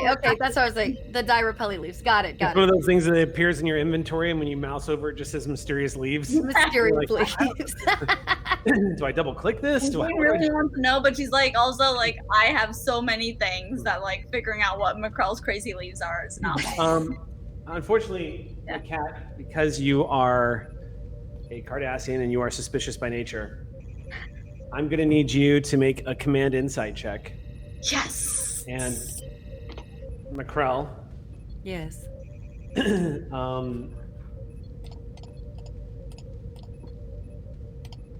Okay, command insight. No, this is not going to be contested. This is going to be a difficulty 1 roll. Oh shit. Well, it's a good thing it's a difficulty 1 roll because I got a 1. 1 success? Yeah. Okay.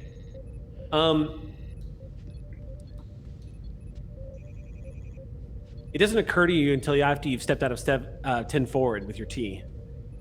And it's about that moment when you're moving down the corridor past all the Aux crew that nod to the lieutenant as she's making her way towards the turbo lift.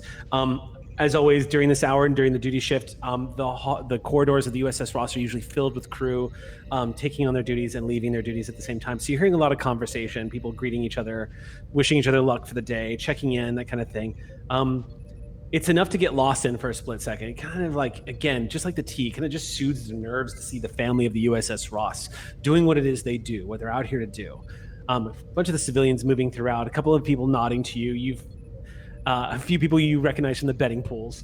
And as you approach the turbo lift and you hear the standard chime of Yeoman Shanto ordering senior staff to report to the bridge, as you get into the turbo lift with a few of the other officers that are going to various parts of various decks on the ship, as the turbo lift begins to close, you can't help but feel like McCrell just told you, please don't dig any further.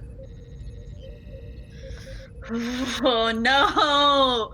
And Jane sits there and thinks, that last phrase that she said to you when you left, it seemed so polite at first and obviously to take care of Tech, but as the doors close, you realize, no, McCrell was actually telling you, leave this alone. And Jane, in her mind, as she stands in that turbo lift, thinks, damn it, the only way to get me to do something is tell me not to do it. And so no one's around to hear the way she curses under her breath. Right before the turbo lift doors close, as this is occurring to you, you're shaken out of your moment of realization as you look up with the tea in your hand, and your brow furrows as you cock your head to the side. This is all just happening instinctively, because for a split second, for a fraction of a second, running across the corridor, you hear the gasp surprise of people as a glitching hollow matrix materializes what looks like a very large geese running right across the corridor, which vanishes immediately, causing people to go, what the heck? He just like scrambles right across the corridor and then vanishes. And the doors close as everybody in the turbo lift leans close and like, what? And he goes, shh. Up on the bridge. Yeah, Jane's got no words. She's got no words for once. Up on the bridge, senior staff is gathering in the briefing room. Asmi Shanto is there, standing just a few feet behind you, Captain. It takes a few moments for senior staff to arrive. Not too long after senior staff assembles and takes their seats, the door opens, and stepping into the door, looking very uncomfortable, is Sprack, followed by a Vorta and 2 Jim Hadar, along with a changeling, Lee. Everybody enters the room. So, LAKAT, this will mark the first time you've actually been in the same room with them. This will mark the first time you've been within like 5 feet of them. Cool. You see this Vorta. Cool. Like, immediately see this Vorta flanked by 2 Jim Hadar soldiers. Oh, no. And I'm assuming we're all in. It's senior staff, so we're in there as well. Yes. What's up, EXEO? I just want to clarify something. I was under the impression that the Vorta and the second were in brig at the moment. Were they not under house? They aren't brig. They were currently under a close quarters arrest. So the fact that they are there, I suppose, rationalizes the Claros check I just blew through. No. Hold on. So I was assuming that for this operation, you're going to want everybody who was involved in the operation. If you don't want that, then they're not there. I do, and the Vorta and the second were not invited. Okay. I had the first give that order to the second when we split. Because the Vorta isn't there going to be involved in the operation because the Vorta is themselves a non-combatant. The second is being dispatched to keep guard on the Vorta in this perilous environment full of non-Dominion officers. So we should roleplay that then, because Lee is going to want to know why the second Jim Hadar warrior is being restricted from combat. Mm-hmm. So no Vorta in this room. No, so we're gonna rewind a little bit because it looks like there's an alteration to the scene. So before we set this up, Good, then I'll rewind my chorus. you're going to have to to explain that to the changeling, Sure. Captain, because the changeling is going to show like the Vorta. You're right. That's easy to dictate. Yeah, easy call. The changeling, however, is going to want to know why one of their elite soldiers is being kept out of this operation. Is Ren in this room? When we get to it, yes. Everyone in your staff will be here. So right now, it's Captain on a view screen with the changeling in her quarters. And Lee, the Orion woman, kind of cocks her head a little bit and she says, "I'm not sure I follow your logic, Captain.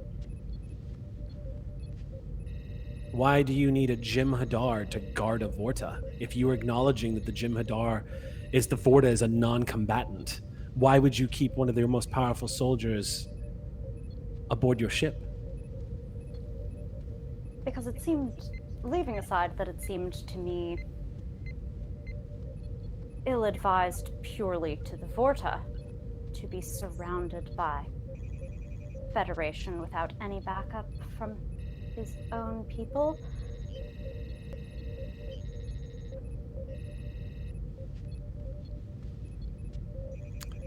The Vorta will do as I tell him.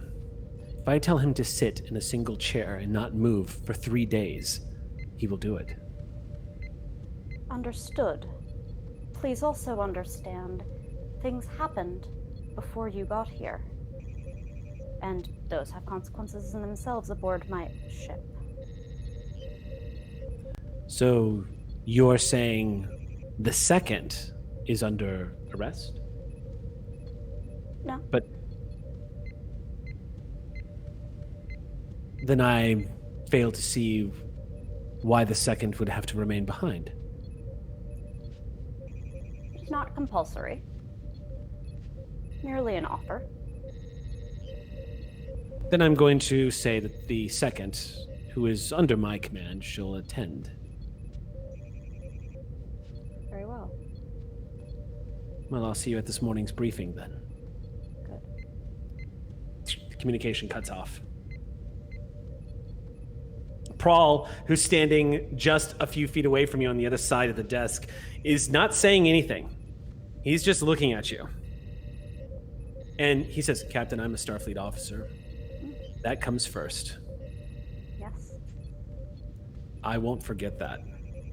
But I've served, Captain. Do you want stun settings, sir?" Yes.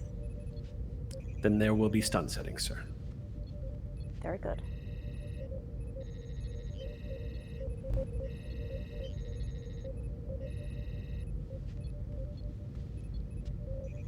Yes.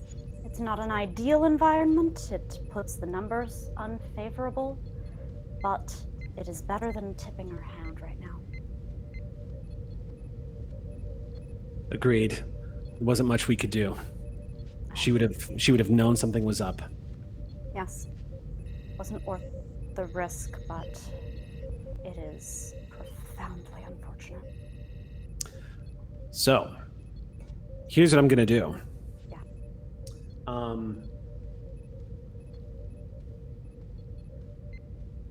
As we head into the meeting, just to set the task, to Jim Hadar, because the circumstances are the threat of the circumstances have increased, because you guys are about to go into this scene, I'm actually going to award myself one threat because of this Jim Hadar that's being included in the scene now.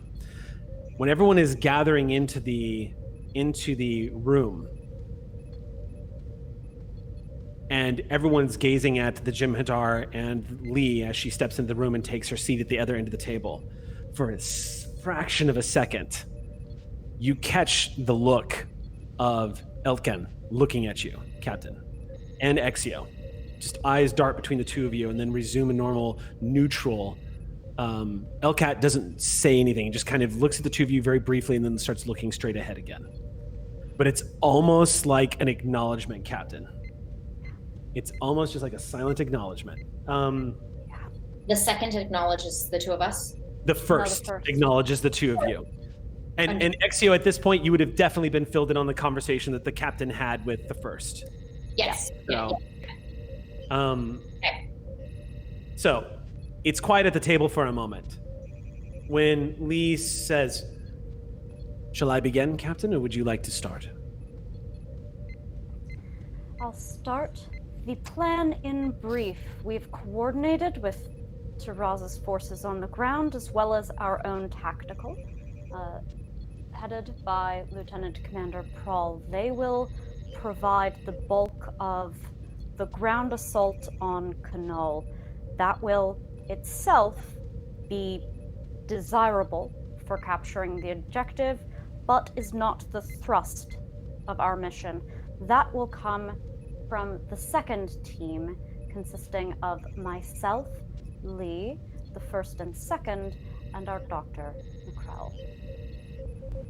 That team will be in a small craft for a stealth insertion into this point here while the ground forces have diverted away all guards. It will provide us our best shot at infiltrating quietly and taking out Canal under minimal guard. We have further spacefaring concerns with the USS Ross. I cut my eyes to Prahl real quick. But those are secondary to our own objective and mainly to ensure the security of the insertion team. Is this concern related to the Nausicaan raiders that have attacked the USS Ross, Captain? Among others, there are too many ships in this area, and although I think we have cowed them somewhat, if they ever remember strength in numbers, it would not fare well for us, particularly from small craft. For that reason, we have independent contingencies. She nods slowly. Prahl is glancing at you at the table, Captain. His head angled a little bit away so that he can't be seen by the Dominion. But it's enough that you can get from the clenching of his jaw. EXEO, you can read him like a book. And Ambassador, you can also feel Prahl is not happy he's not in that shuttle with the captain. He is very not happy.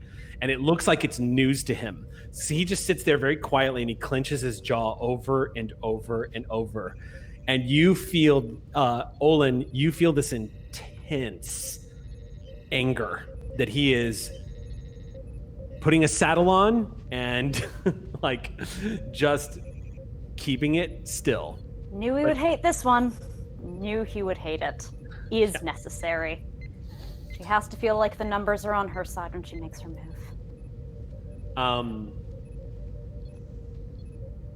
And at that point, Lee stands up in her chair and just says, I have some rudimentary intelligence regarding what we're going to be going into. The caves are obviously surrounded by Kelvinite, which you all know is disruptive to the transporters.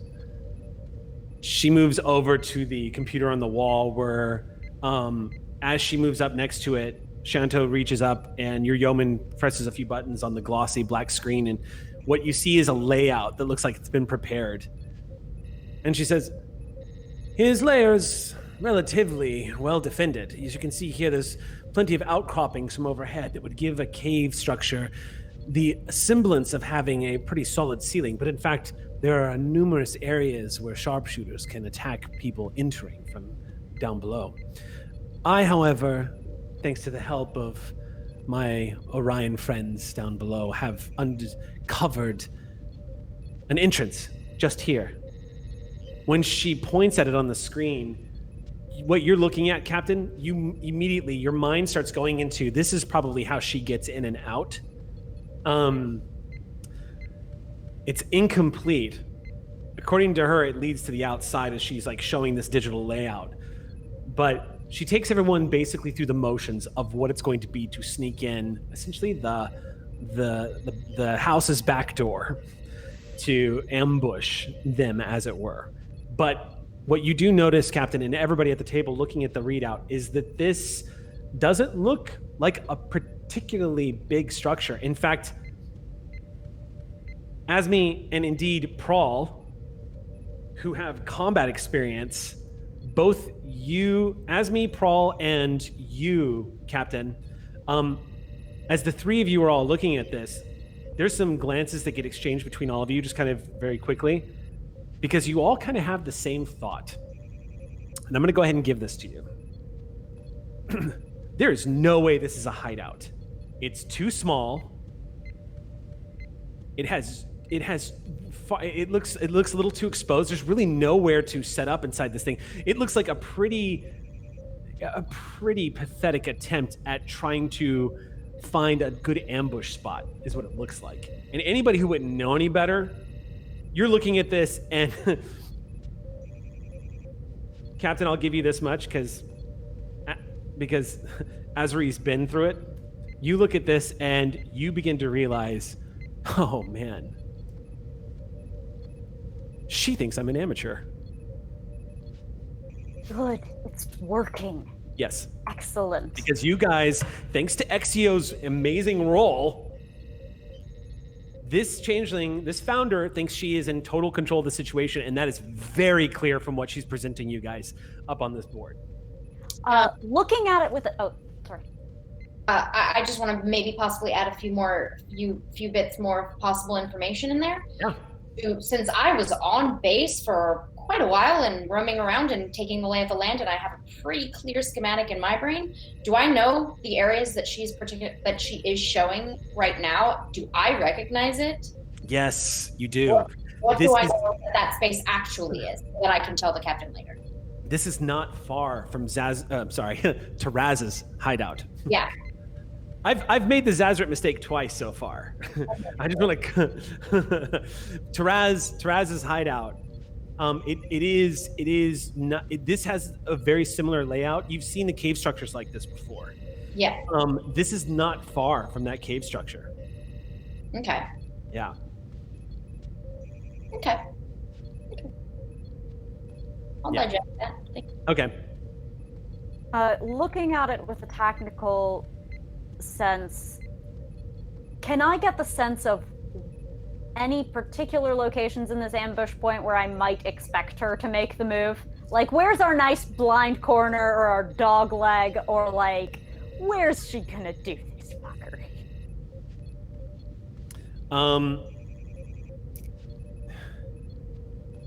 If she tries to get you into that chamber, and if that's the ambush point, then it means there's going to be more than a couple of people waiting for you.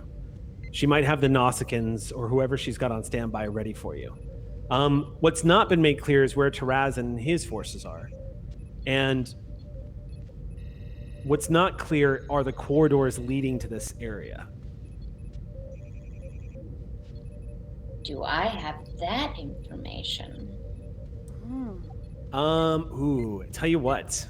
Because we spend the momentum. My entire existence. You spend 2 momentum, and I'll make that true. I'll make it so EXEO mapped that. I was mapping every face I encountered, so I would be mapping every turn I encountered and how to get back. So EXEO, you're looking at this digital readout, and you're realizing she's altered some of the details of getting into this cave. Yeah. I'm gonna say this is good. Make an insight presence check. Make an insight command check. In addition to spending the momentum? Yes, because this is to give you additional information. Got it. I want to see if EXEO can actually suss out.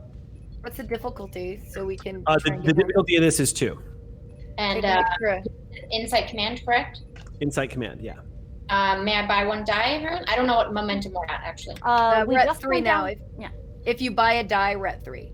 Or if you, we should be at 2 because we just spent 2 to create that advantage. I took 2. Maybe I was miscounted. I'm also at 2 momentum. Okay. In my pool right now after Gina had spent 1. Yeah, got it. I really need to buy my own dice and momentum set. I haven't done it yet. I need to. Well, to be fair, they're all sold out. Star Trek Adventures needs that. They're all sold out. Dear Star Trek Adventures, I would like dice and momentum, please. Beam them over. What'd you get? I got a 1, so no. Okay. So you're looking at this readout. You could show this to the captain if you have a moment alone with them, but you have the rest of this readout in your head. It's been altered, but you know that cave structure. It's not far from Taraz's hideout. And maybe Sol can suss it out. You don't see any obvious points for an ambush, but you do know that she's changed things. She's lying about what she's showing you. Yeah. Okay. Okay. She finishes the briefing, and then after that, she moves over to reclaim her seat at the table. As she's moving over to reclaim her seat at the table, her gaze lingers almost a full 3 seconds on Revati's character, LAKAT. She glances over at you. LAKAT, you know you're looking at a founder. You know you're looking at a changeling. You see the beautiful pale green eyes of a intense-looking Orion woman, but you know that those eyes belong to another life form, and she lingers on you. No facial expression change at all. She lingers on you just long enough before she resumes her chair. And I think when we were first on the shuttle, there was some Jane was just looking at the dashboard and nothing else, but this time she does not look away. Okay, so your dark eyes follow her green eyes. The two of you lock together, and she resumes her chair and says, "That's all I have."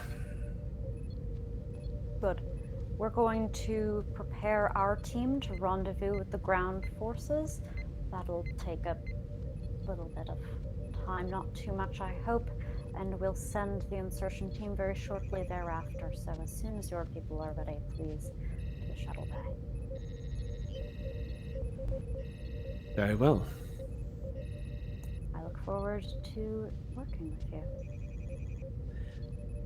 You're doing the right thing, Captain. You're helping a lot of people down there. I am following Starfleet protocol, nothing more. She rises, and following her out, the two Dominion Jem'Hadar soldiers just walk after her. Security immediately flanks in behind them as the door closes. Shh. Prawl immediately turns to you and says, "Captain, permission to speak freely." Quickly, we don't have much time. "Captain, I need to be in that shuttle with you." No. "Sir, this is a No. violation of regulation." "Then I'm going to trust you to file a complaint." He glances over at EXEO. EXEO has already stood up from the table and has started working. When you, she is not listening to Prawl being upset, and is working, and then you can tell that her whole body is doing work, and then a few seconds later, I'm sure Prawl is trying to get me to back him up, right? Yes, he's looking at you like. Does he make a sound? No, he just glances. He very obviously shoots a glance at you, waiting for you, like he's expecting you to back him, like he's expecting you to fill in the gap here. Yes. And half a second later, EXEO looks up and goes, "I'm sure I don't need to tell you that was a false hideout. I have the actual schematics, and I a hologram emission of my viewpoint walking through those tunnels. This is my version of the events." You see it upload into the hologram, into a 3D version of what you just saw on the screen, and it begins to rotate slowly, center on the table. That gets everyone's attention, especially in the background for a sec, breaking this tension, you hear across the table, Vryn just goes, "Oh, that's so good." I do not know adequate ambush points, but I do know that some of that replication was falsified in the report. Roll, Captain Sol. Do you have anything in tactics or anything like that that you could use here? I have clandestine skills. That's kind of my thing. Okay. Prawl certainly does. I'm going to set this at a difficulty 3. Mm-hmm. I'm going to make this a insight security check. Prawl can spend momentum too. Do you want him to spend momentum? I think this is important. We have 2 left, but this is important, I feel. Okay. Yeah. May I assist in a way, not in aiding of that, but helping him with specifying my program for him to sort of get the proper angle to make a proper assessment with the model that I made. Okay. I'll let you use a command roll to assist. Okay. Okay. So 3 die. And so you, EXEO, you're going to make a presence command check here. Okay. All right. Here we go. Come on, Prawl. I made you for this stuff. Show me what you got.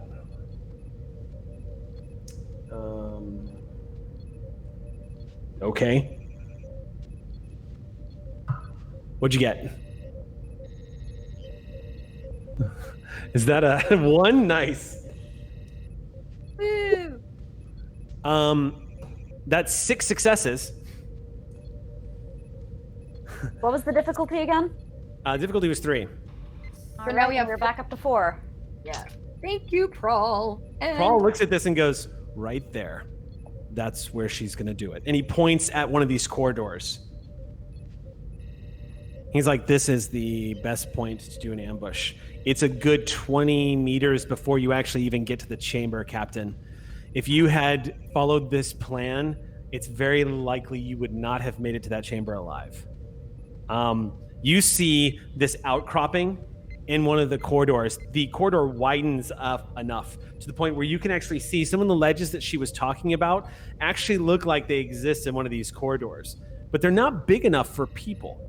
Instead, what's very likely, as you hear Prawl saying this out loud with that many successes, he just goes, I bet you anything. She's got a piece of tech set up inside that corridor to do to you what you're planning to do to her. All right, then we're going to move Taraza's ground forces now, clear out anyone she has before we even send our ground team. Frankly, I think Guz can clear up space as small as that chamber in a few minutes, put full comm jamming on our ship and on our small craft. Don't let her communicate with them in any way. Let there be no one to back her up when she tries to make her move. Also, Captain, I had an idea to modify my med kit with a false bottom if LAKAT and Chief could help me with that in order to place the changeling technology that we have. Normally I would love to. There isn't time. Any time we spend now is time she will assume we are plotting against her. We have to move as quickly as possible. I was trying to find a way to hide the technology from her, but if you keep it in the med kit, and ideally I'll keep her interest on me and off of you. Yes, Sneaky. Captain. We don't have a lot of time to do this, but we can get it done, and it is going to work. Meanwhile, keep everything in the sky from hitting us. Thank you. Find that Romulan. Heavens. Yeah, I just want to catch the captain as everybody's filing out. So whenever that happens, I just need to catch them real fast. I actually like to as well. Just one quick. I don't need a scene. I just I do anyway. So I'll catch you after I catch the ambassador. Okay. So as everybody's filing out, Olin just sort of steps up to the captain and says, Don't think I didn't notice when you didn't promise me that you would be careful. I know that you're planning to go in there and do something foolish, but I do still expect you to come back in one piece. So I'm glad that you're taking the commander with you. The doctor, I mean. Well, if one can't be careful, one at least has someone to patch up the results. Still, I would rather she not be needed for that. Like captains, doctors are at their best when they're superfluous. I guess that's the same. That can also be said of ambassadors. Oh no, you're strictly necessary, ambassador. Strictly. Whatever would we do without you? And I'll start steering them out. Okay.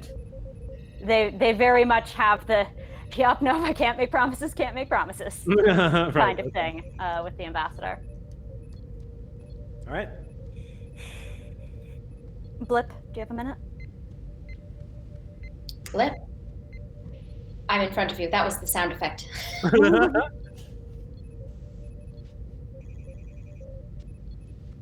If this goes bad, don't go back to 105 or any of them. Take care of getting the Vorta back as quickly as you can and make it out to Shackleton. It'll take them a long time to get a new captain to this, and in that time you'll be able to demonstrate your own potential with this crew. Shackleton is critical. Don't get wrapped up in all of this. I won't even pretend to disrespect the idea that you, of course, would have thought that far ahead into your demise. But I'd really prefer it if you didn't. So would I. I rather like living. Me too. Besides, so many things to teach you. So many things to learn from you. Not ready to give that up yet.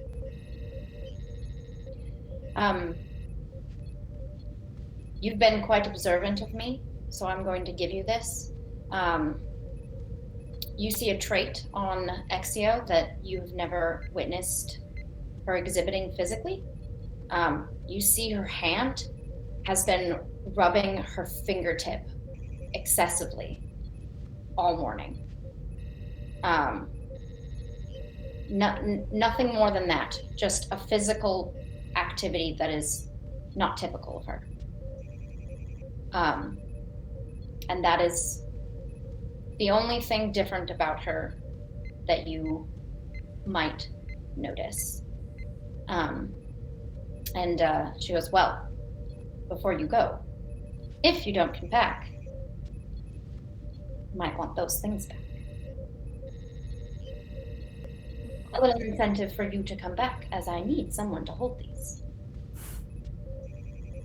Far be it from me to deny you your luggage. Always your suitcase, Commander. Everyone needs baggage. Don't collect too much. Just thread them out. It's about Orion-sized.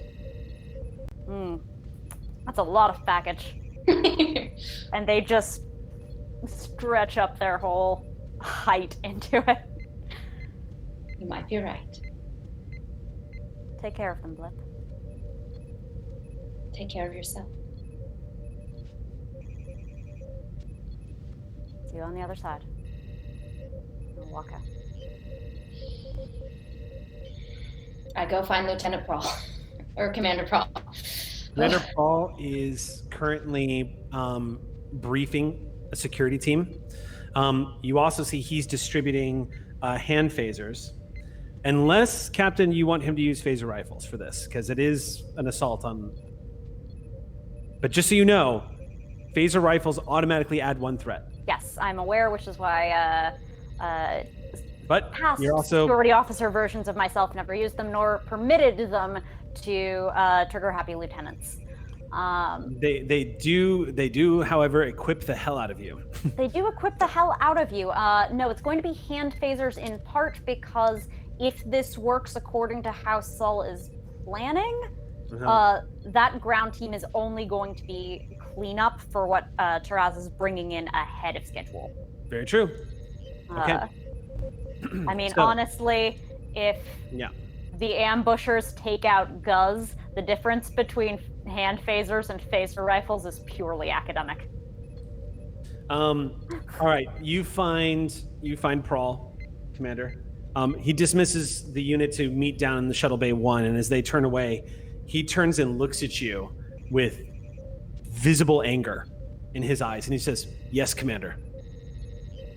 I understand that you are upset at the captain's decision. And yours, Commander. What can I do for you? I need you here. Have you forgotten that we have an active threat that is possibly endangering this ship at this very moment while the captain will be off ship? You think I've forgotten that, Commander? I don't, but I don't understand why you are throwing a temper tantrum right now. I am doing my duty, Commander. I am following orders. I don't have to like them. The captain is going into a shuttlecraft with a changeling and 2 Jem'Hadar soldiers that are planning an ambush. And the chief of security is not by their side. You know, I said those very words a few days ago. I understand that you are upset. I am upset too.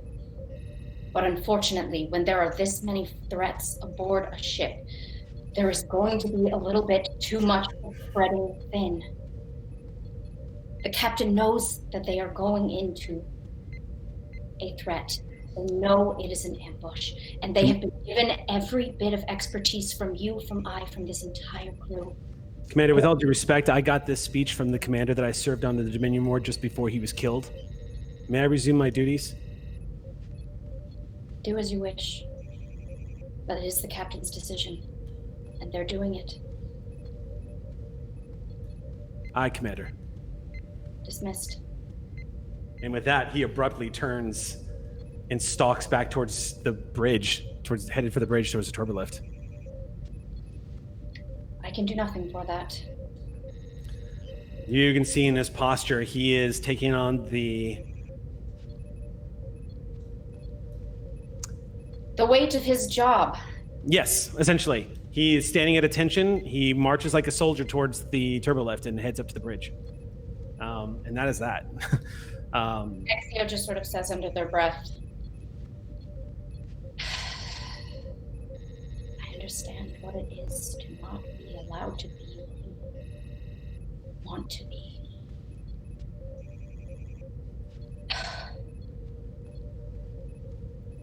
And continues about her day, which is going to be quite a full day. Here we go. Who's piloting your shuttlecraft, Captain? Do you have Vren?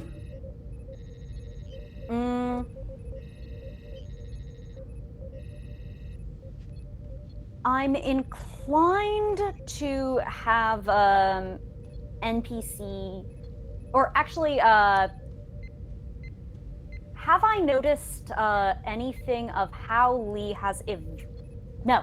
You know what? Vren is perfect. If there's anyone who can be underestimated, it's actually Vren. It's actually Vren. No one actually knows what he's capable of, except for a good joke.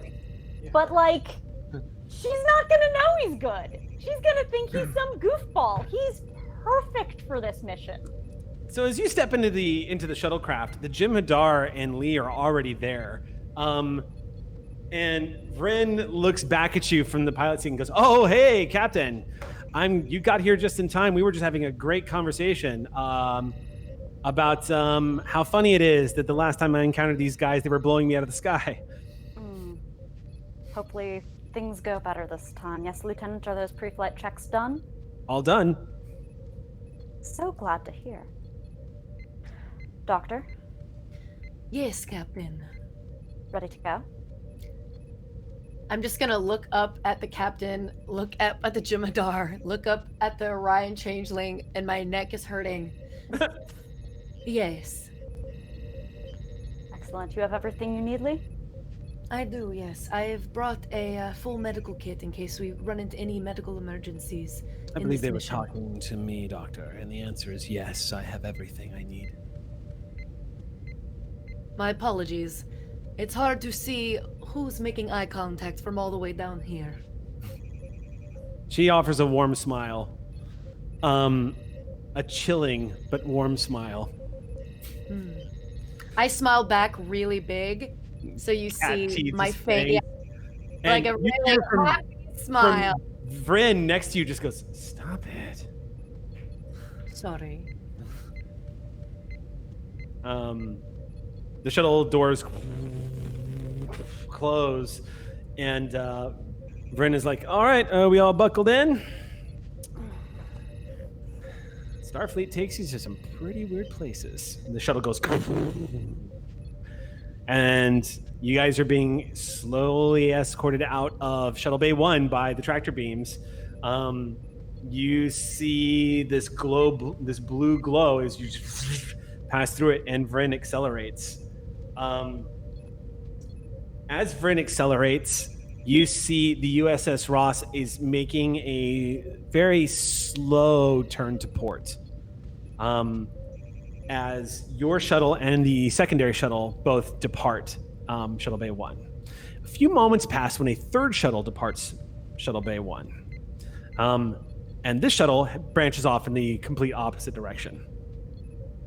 You lose sight of it, but you already know, Captain, this is Prall's idea of trying to be confusing. And the three shuttles basically split apart. And Vryn is headed towards this planet. And it's quiet on the shuttle for a moment. And Vryn just goes, I've always wanted to know.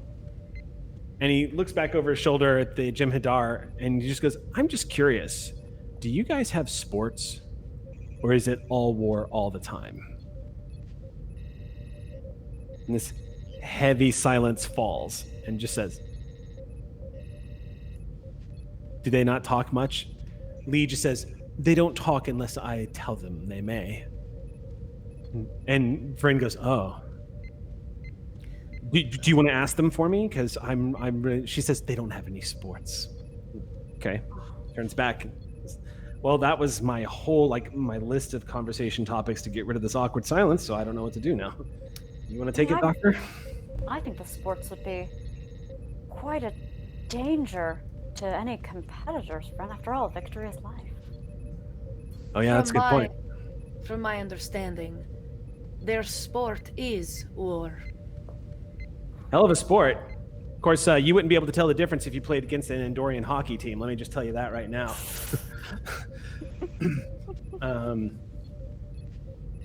Don't they have a whole position just for getting into fights? I think I heard something about that. Oh yeah, they had to separate the two teams between the Klingon teams and the Andorian teams the last time there was a match. Good stuff. And there's a bit of a bump as you guys enter the atmosphere, headed down into the cave complexes. You break through the clouds into this now familiar looking planet. As there's a popping sound as you guys descend a little bit more from the small pressure release, and you hear Vryn go, oh, sorry. Environmental system controls on this. I'll fix it. You don't happen to have a stim on you or something, do you, Doctor? I find myself terribly tired. Actually, yes. Captain, let me fetch you a hypo spray. I'm going to purposely make sure my back is blocking the medkit from the view. I know exactly where they are. I'm just gonna reach my paw in very quickly, as to not open the medkit fully, and kind of look at the captain like. But the captain is showing weakness in front of the enemy. I see. I just didn't want to open my medkit, but sure. Yeah, but Is that where you're keeping it? Yeah, that was the only thing that was big enough. I couldn't put it on my... Okay. Where am I going to keep a dragon egg? And Vryn goes, what's that? No, I'm just kidding. As I drop 4 threat and institute honkitude. What is that? No, okay, so you pop open, you pull out the hypo spray. Hypospray gives you wings. Now, if you want to remove this trait, I'm going to ask for a 1 momentum spend. So we'll be down to 3. Yes. Okay. And that's acceptable for me, not being at +1 difficulty versus being murdered. Yeah. Okay. Worth just every time the ambassador's face. It's just worth it every time. Yeah. Yeah. Up on the bridge, y'all are watching the shuttles disappear into the planet's atmosphere. I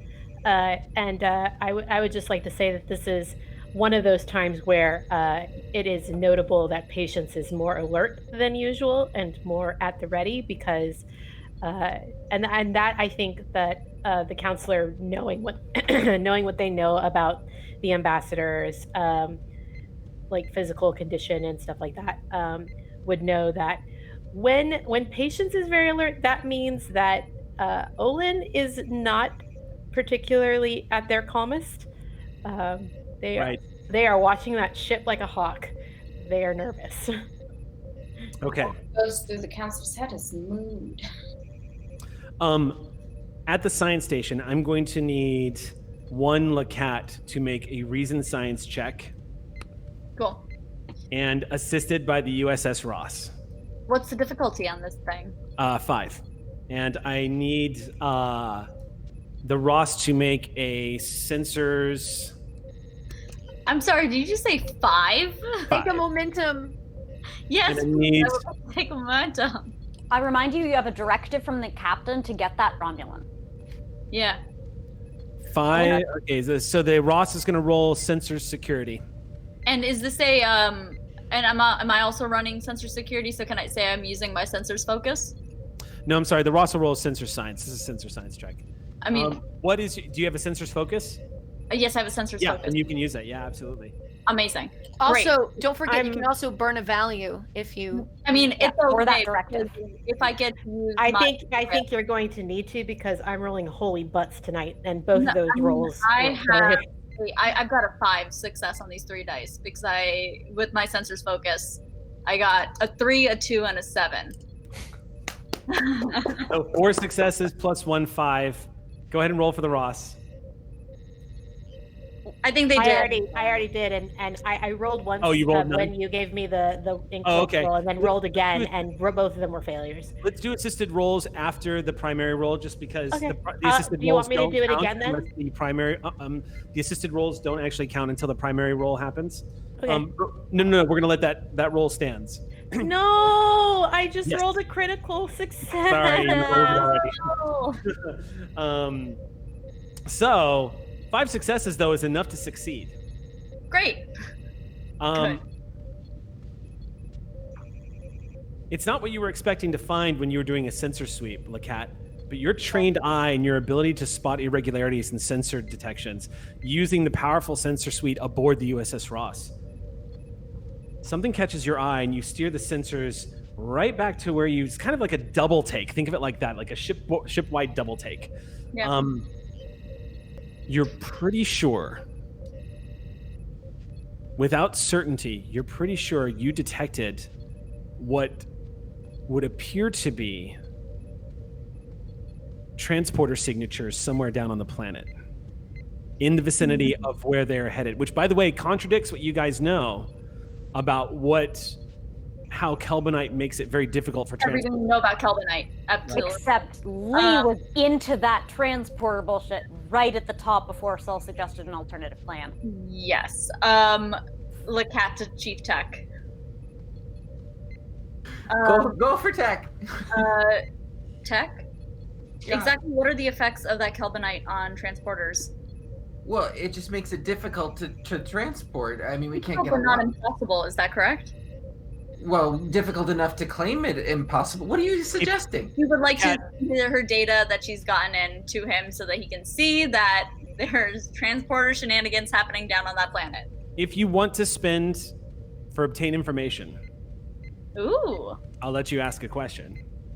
I would first like to share this info with Tech. Sure, you've shared it with Tech. He's got it. It looks like someone is using a transporter down there. Holy moly! Can I tell how many transporters are being used? Or No. like, damn it. Yeah, exactly. Can we get a more precise read then on any more of this transporters? Or is this as much as information we're gonna get? Is that the question you're asking? With my obtained information is, can we see how many people have been transported in and out?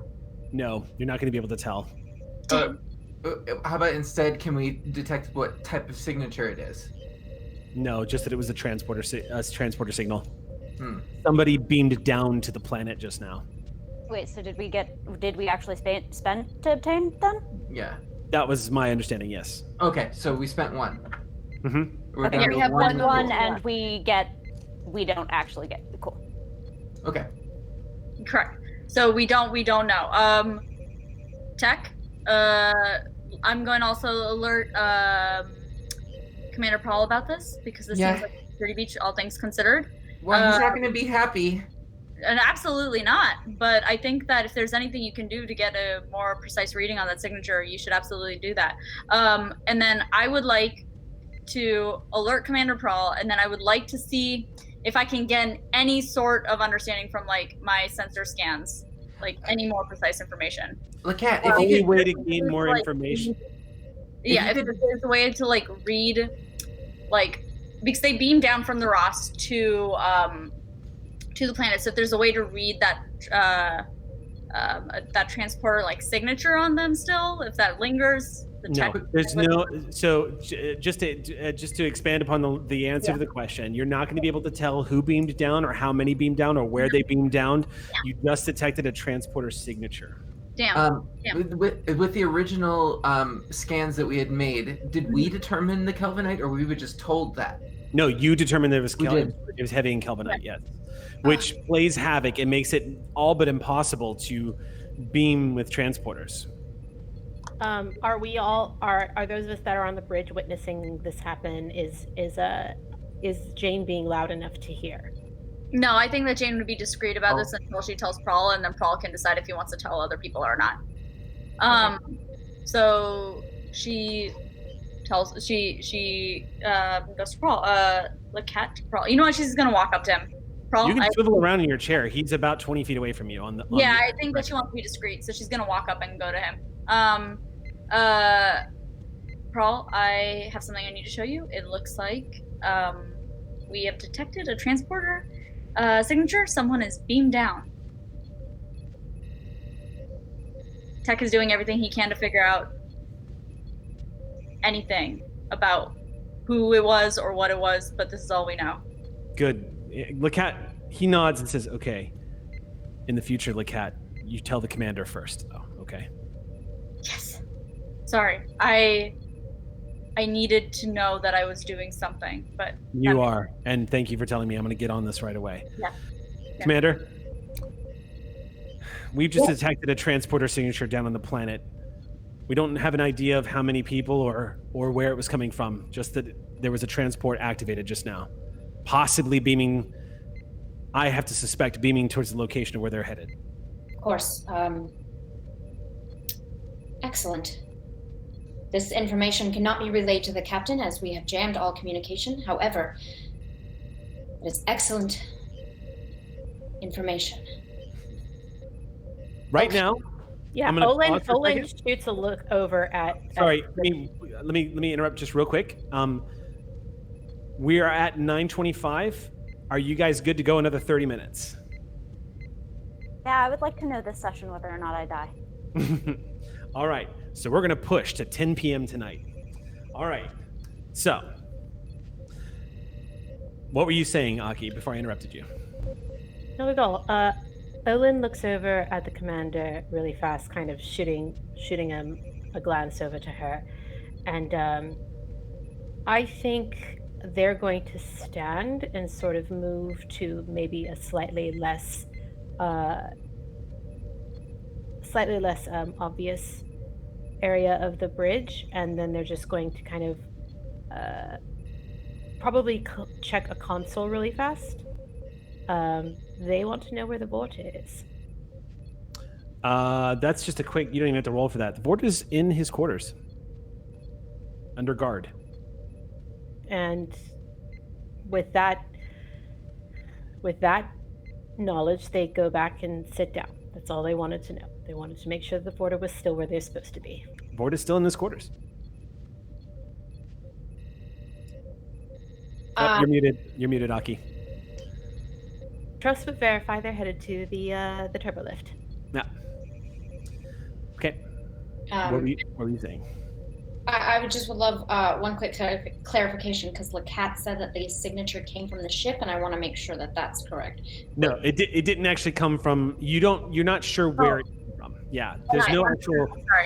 It was literally detecting the energy signature of a transporter being used, and you detected someone used a transporter to beam down to a planet. You only detected the energy signature. You're not exactly sure precisely where it was coming from. So it could equally be, for instance, from some kind of Romulan spy fuckers. Yeah, that was over me. What was that? Right. So it could be from literally any other ship that's in our general vicinity. Yes. Especially that cloaked ship. Great. If I'm privy to that, I'm not going anywhere. I'm gonna stay on the bridge. With that clarification, that helps a lot. Okay.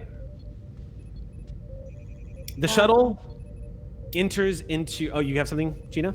No, it just would have been continuing to talk to Prawl about this, but if you've got going, go for it. Prawl looks at you and just shakes his head, like he's giving you this signal of like, what can we do?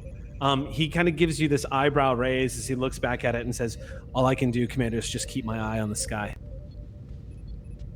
I think there's a lot more than you can do at this particular moment. I think there's quite a lot that you can use your perfect expertise and exact right energy at this particular moment to aid in this scenario.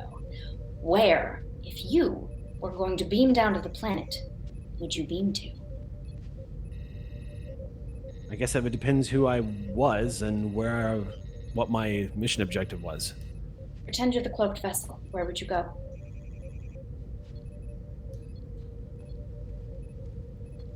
Well, Maddox, where would you beam to? Is Jane overhearing this? Sure. This is a conversation that's happening in front of the senior staff. Because she's gonna say, she's overhearing this, and she's gonna say to her keyboard, "I would ambush the ambush." Exactly. All right. Do we have communications to Taraz? I can establish that, yes. Beautiful. I would like you to take point on that. Make sure he's aware there is a possible double ambush at this particular moment in time. And about that moment, you hear the chirping sound, and he says, I have Taraz for you, Commander. Taraz! Up on screen, you see this Orion literally just loading what looks like an energy cartridge into, if you're not mistaken, a Klingon disruptor rifle. He just slides it in and goes, and then he twists it as it activates, and he goes, yeah, Commander, what can I do for you? How is the assault on the chamber going? The assault on the chamber? Yes, it was my understanding that you were to go ahead before the captain was to touch down. Right. Yes. The assault on the chamber hasn't begun. Well, in that case, you might need to split forces. What do you need to tell me, Commander? What I need to tell you is that there has been transporter signatures detected beamed down to your planet.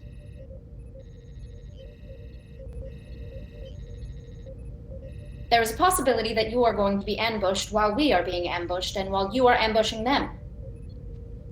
It's very complicated. That sounds complicated. Yes. So I just need to make sure that you are looking out for possible threats. We'll keep an eye out. Specifically, there may be some Romulans on the planet looking to endanger my captain. Did you say Romulans? I did indeed. What the hell have you gotten me into? Precisely the amount of danger you have possibly brought upon yourself. Great. Well, this was fun. Indeed. I'm gonna go. Yeah. Cuts off. Just kills the transmission. And you even hear there's a noise from Prawl as he just goes, "What?" Well, if he'd stayed on a little longer, I could have given him more precise information, but I suppose a smuggler's going to do what a smuggler's going to do, and hanging up on people is one of those things. And meanwhile, in the shuttle, y'all are currently finishing what could be described as a very skillful dash through narrow canyon walls, through caves, through outcroppings, till you touch down at a outcropping you've never been to before, Captain. It's not like anything in the Terrazas cave, but it usually sets down. It's nothing like EXEO brought back from the intelligence report. But as the shuttlecraft sets down, Lee immediately stands up and says, I hope your Starfleet sensibilities don't get in the way of ending the lives of some disreputable people today, Captain. They won't hesitate to kill all of you. We act in self-defense, and we have stun settings for a reason. Shall we? You see, Vren stands up and goes, stun. Slides it into his thing. Looks at you, Doctor, and says, all right, let's go be, I don't know, whatever. Stunning. Let's go be stunning. I like it. Stunning. Yes. The door goes, and this wave of cool, moist air just blasts in from the cave complexes like wind has been coursing through. This light howling noise can be heard. This cave is huge. It's big enough to support any kind of like transport that came down into this depth. But as the door opens, you can see it's dimly lit with those rows and rows of cave lights that kind of line corridor walls. And in front of you, you see 3 branching corridors vanishing down into the darkness, where you can only see the neon glows of these checkered like lights descending into these cave complexes. Out of curiosity, because I have night vision, and as well as one of my talents is keen hearing, where I can detect like faint sounds, distinguish tones, stuff like that. I'm going into full like radar, sonar. I want to, yeah, exactly. If there's 3, is there anything that I can distinguish differently between the 3 corridors and like, or hear anything at all? Without having you to make a roll, I can tell you that from where you're standing right now, those corridors look exactly the same, sound exactly the same. Okay. It's I'm just literally just 3 open doors. Got it. Just be aware that I am on alert. Okay. Everyone steps out of the shuttlecraft. And it's at this point, Captain, that you would notice that the Jem'Hadar do not have their Polaron rifles. They have not been returned to them. So one of the Jem'Hadar, the second, turns and looks at one of the security officers and says, will we be given weapons? And the first says, we are weapons. Victory is life. The other one just nods and says, victory is life. Victory is life. Life is victory. You see this kind of side glance from Lee. She looks at you for a moment with a small smile on her face and then begins to move forward, flanked by the Dominion soldiers. And when they start reaching the 3 outcroppings of the cave, they kind of begin to hunker down into, as you would say, stealth mode. Everyone begins to move out. Lee picks one of these corridors and immediately starts moving down the corridor on the far left. I'll take point and let Lee have my back. Okay. The first, you notice when you take this, Lee nods to you, and when she takes point, or when you take point and Lee gets behind you, you see the first nod to the second, and the second, obeying the chain of command, falls in last, behind Vren. Vren doesn't look particularly comfortable with that, but just nods and says, glad you got my back, and then looks at you, McCrell, and goes,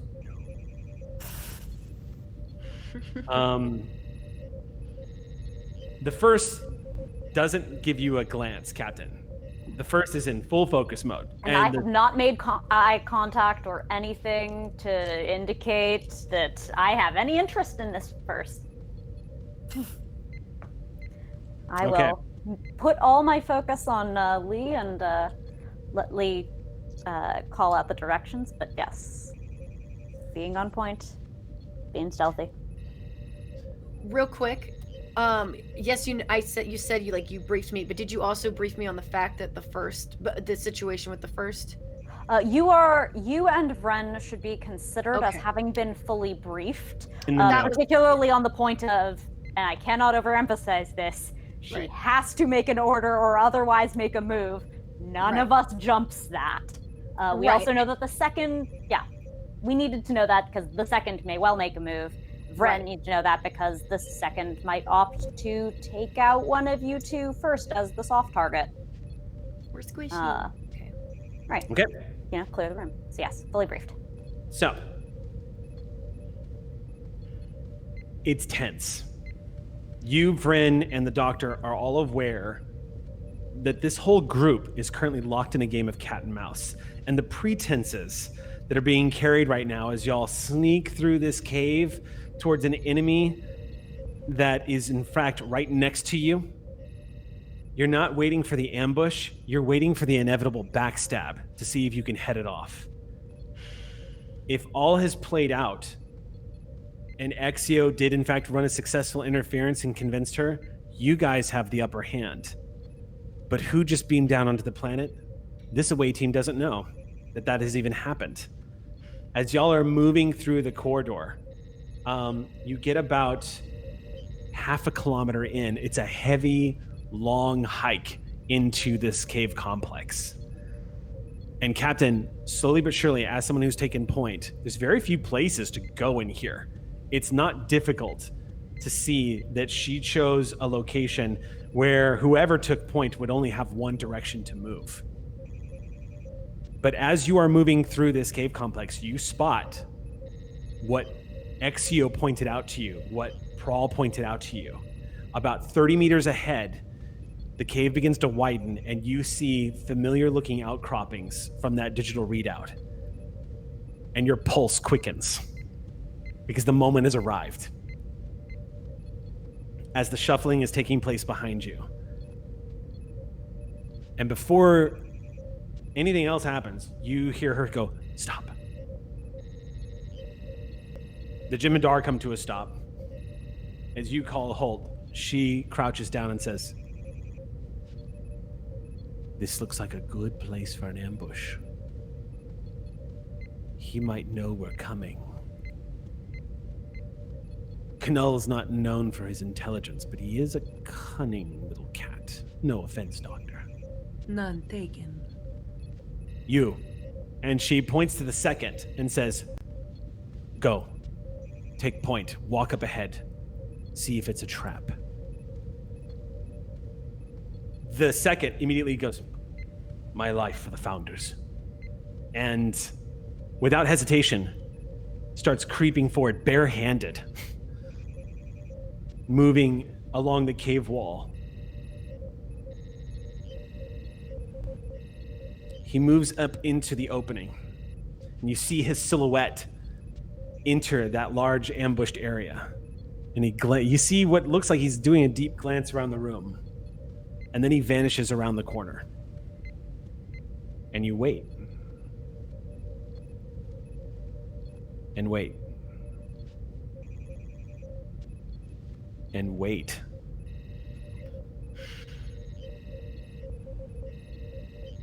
And then a few moments later, you see him reappear.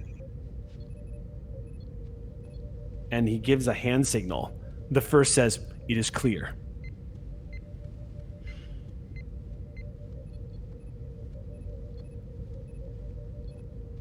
I move as cautiously as I can, cognizant of possible in-place snipers, because it does me no good if I don't hear her give an order. Okay. And I know if I were ambushing someone, I would send the scout that they know not to shoot to show everything is okay. But I'm going to try to avoid a sniper's nest if I can. You all enter the ambush spot. As the group begins to enter this bigger area, it all happens very quickly, as you might have suspected it was going to. As you move into the area, the first thing you see, Captain, you notice something that perhaps the Jem'Hadar didn't see. You're not sure, but about 20 meters ahead, what could easily be mistaken for a rock looks like some kind of tech device just laying on the ground. It does have some of the sand, the cave sand, like kicked up onto it, but it's not trying. It doesn't look like they're trying to hide it. Whoever put it there, it doesn't look like it's meant to be hidden.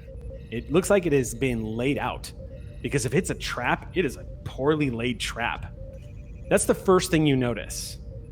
The other thing you notice about this particular device is it looks like it's just outside the combat zone. If this is going to be the ambush spot, this is on the other end of the cave. The second thing that happens is you hear Lee suddenly say, "Now," as it echoes out into the cave. And as you whirl around, she straightens up. And the most curious thing takes place, Captain. Nothing happens.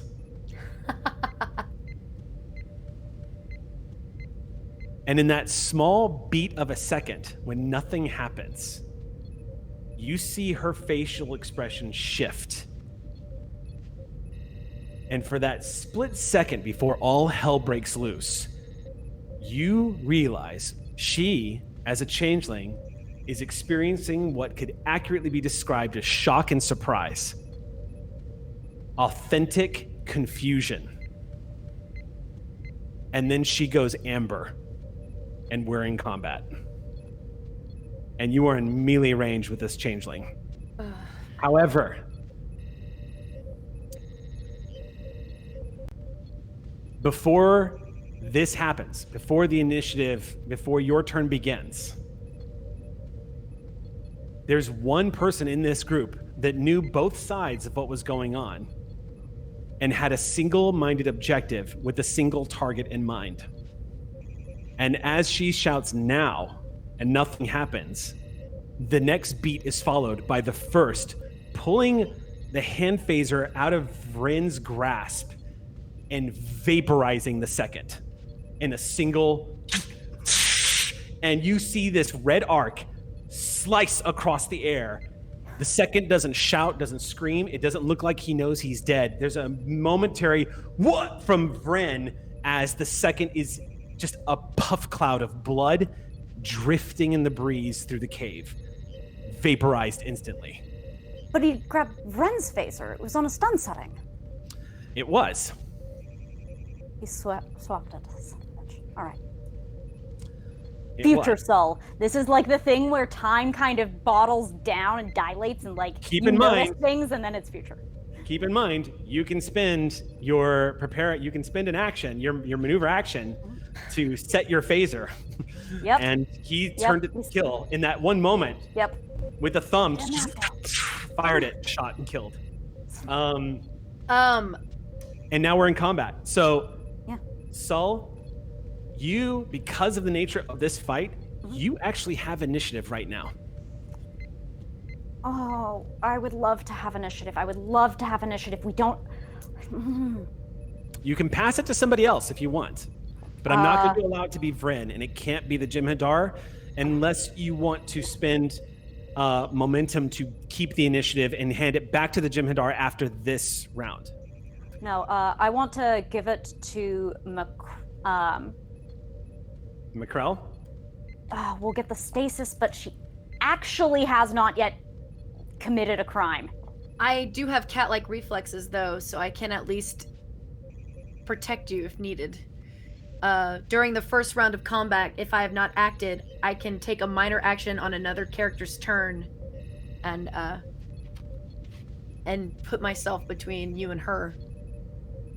You are the captain. Make a call. Yeah, I would love not to surrender initiative right now, but I don't have enough. This would be a diplomatic crisis. I do not have adequate evidence of a crime. As a Starfleet officer, you have chosen the principle of not attacking first to basically forfeit your initiative on her. Yeah. Okay, she's going to because the stasis field would trap her. It would, yeah, I have to. She's going to hit you. This is going to suck. This is going to suck. This is going to suck. This is going to suck. All right, so this is a melee attack, so you're going to get to roll to stand up to this. Mm-hmm. Oh boy. Yeah. All right. I'm going to spend threat. Do it, yeah. Threat. Actually, I gain a threat because the Jem'Hadar vaporized somebody on set to kill. So, but I mean, he just attacked somebody, so I get that threat. So, okay. So spend the threat. I'm going to get that extra die. Mm-hmm. I'm going to roll daring plus security. Yep. Okay. Go ahead and make your roll. Yeah. Tell me what you get. The difficulty is 1.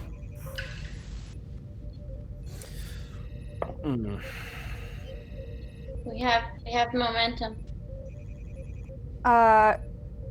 It's not the best use of it, to be perfectly honest, because what Macrell as a trained fighter will see is that Sol is big and Sol is tough, and Sol clearly never did martial arts. That they were that kid who's like size was a danger to and like didn't do it so that they wouldn't seem like a threat. They are not actually a melee combatant at all.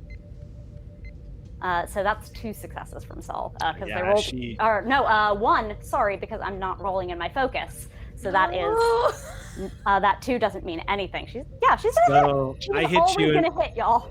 I hit you and I gained 3 threat because I crunched that difficulty. Yep. Okay, here we go. Yep, it sucks. It's just gonna suck. It's gonna suck real bad. And I don't have enough momentum to avoid injury. Okay. It's gonna suck real bad. It's gonna suck real bad. It's gonna suck real bad. This was we never had a better plan. Don't give me that face, Ambassador. So we tried to have a better plan. You had the option for a Han shoots first moment, and you were like, "Nope, I'm Starfleet. I ain't doing that shit." And I am reaping the consequences of my actions, knowing this was always going to happen. But you know what I'm going to do though for doing that is you're gonna get a milestone for that because that is definitely worthy of a milestone. Just get milestones. Okay. Yep. Oh God, I really was hoping we'd have more momentum right now. You have to live long enough to use it, okay? I mean, well, I wanted enough to avoid this injury. It takes 2, not 1. Okay. We're at 1 right now. So you're going to take 7 points of non-lethal damage. Yep. No. So I have no option to avoid that injury. So you're gonna get, and this is gonna be a knockdown, big time. So I can, however, ignore the injury using my determination. It means if I get hit again, that will I'm in deep. But I can stay up and continue fighting, and I won't lose my determination. Yay, being a veteran. So you've been through a lot of training exercises. You've never been hit this hard in your life. This changeling, with barely any of a swing behind it, is able to use the entirety of her body to basically turn her chest into a hammer and send you across the room. The impact is loud enough where you can feel, you are certain some ribs are not where they're supposed to be right now. As the impact happens, you can feel the injury that you're going to ignore. But there's definitely some cracking sounds as you take the hit and go hurtling through the air. Macrell, you watch in horror as your captain leaves the ground and is sent a good 6 meters in the opposite direction. There's a sickening pop sound as they hit the side of this cave wall and collapse down hard. I'm gonna spend 2 threat to keep the initiative. Can I use my Catlick Reflex now? Because this is still technically the first round of combat. You can use a minor action not on acted. somebody. Hold on, Bonnie. You can use a minor action on somebody else's turn. Is that right? Correct. If I have not acted, I can take a minor. Does it specify whose turn, or does it say anybody else's turn? I can take a minor action on another character's turn. This will count. So go ahead. What's your minor action? I'm assuming Vryn has more engineering experience than me, correct? And is aware of what our initial plan was. I'm going to kick the med kit to him, so he can now prep the, I don't know, the apparatus and put myself between the captain and the changeling. Okay, that's going to be in front of you, so you won't be able to do both. Okay, even though Vren is right there, I can't just like make sure he gets the med kit. Oh, in that case, it's just dropping the med kit. Yeah, basically, he knows that that's what we need to do next, but I'm also going to protect the captain. Yeah. She's going to hit you. Okay. So I would like to use my. Okay, So get ready. Yep. Because unlike the captain, the doctor really knows some fucking martial arts. I know who I brought with me. I brought Dr. McCrell. Dr. McCrell is much different in their skill set. So she's going to make an attack roll on you. So get ready. So you're going to roll. This is going to be a contested roll. The difficulty is 1, and it's a daring security check. Yes. So make the check. I will take that last momentum. To add an extra die to this roll. I will do the same. Okay. Can I take a picture? And I'm assuming I'm using my focus on martial arts, right? I want to take a picture of this. Okay, just tell me what you got, because we're really short on time. 6 successes, 2 4s, and a natural crit. What would you like to do? Because you've got the hit on her right now. I'm tiny and fast, so if she's taking a swing at me, I'm just gonna duck completely and swipe at her, or I guess. Yes. Are you gonna use your claws? What? It's all I got. Yeah. Okay, so those are considered lethal, correct? They're non-lethal, I believe. They're non-lethal? Okay. But they do have an extra It's not just like a random melee attack. So I need you to make. Okay, so you're gonna roll. So you're gonna add your security rating. Or no, I'm sorry. Yeah, you add your security rating to that, to the damage of that unarmed attack. Okay. And that's how many d6s you're gonna roll. Yes. And tell me what you get. What was the net difference between the two? 3. You guys got 3 momentum from that. All right, that means you will be able to re-roll damage if needed. Yep. Okay, then I will re-roll this 1 die. This 1 die? Yes. Oh wait. Well, this is confusing because I only have 5 d6s, so I had to roll. Yep. So add them all up. Yeah. So. Well, yeah, but plus the claws, so it should 1, be 2, 7 probably. Yeah. 1, 2, 3, 4, 5, 6. Yeah. So I have 6 successes, 2 of them which are effects. Okay, so that's gonna activate knockdown. Okay. So the changeling extends its arm and it basically looks like a pole. And as you try to get past her, she takes a swing. You know, the thing about these changelings is they can use their bodies in a way that other people just simply can't. You can't predict where the kick or the punch is going to come from on these creatures because it can come from any point of their body, much like the captain just realized. But you're able to anticipate exactly where the most obvious striking zone for yourself is. And in a show of incredible acrobatics and skill, you, who is capable of seeing it, watch McCrell as she's dashing towards the captain. This changeling swings its arm out. McCrell takes one graceful leap up over the arm, spinning sideways in midair like some kind of wuxia film. And when she lands, there is a slash across the changeling, and the founder gets slammed up against the wall, hitting this wall hard. 6 damage. I have to spend threat to shrug off an injury, which I can because this is a heavy-duty NPC. But wow, did you get her attention as you slam this changeling up against the wall. She completely misses you and takes the brunt of that. It is now you guys' initiative. Let's give it to Vren, shall we? Vren reaches down. He, in a panic, goes, fuck, shit, pops open this med kit and just goes, and just hypo sprays and everything goes flying in every direction. Oh, my equipment goes flying out. It goes hurtling through the air, and Vren is gonna roll.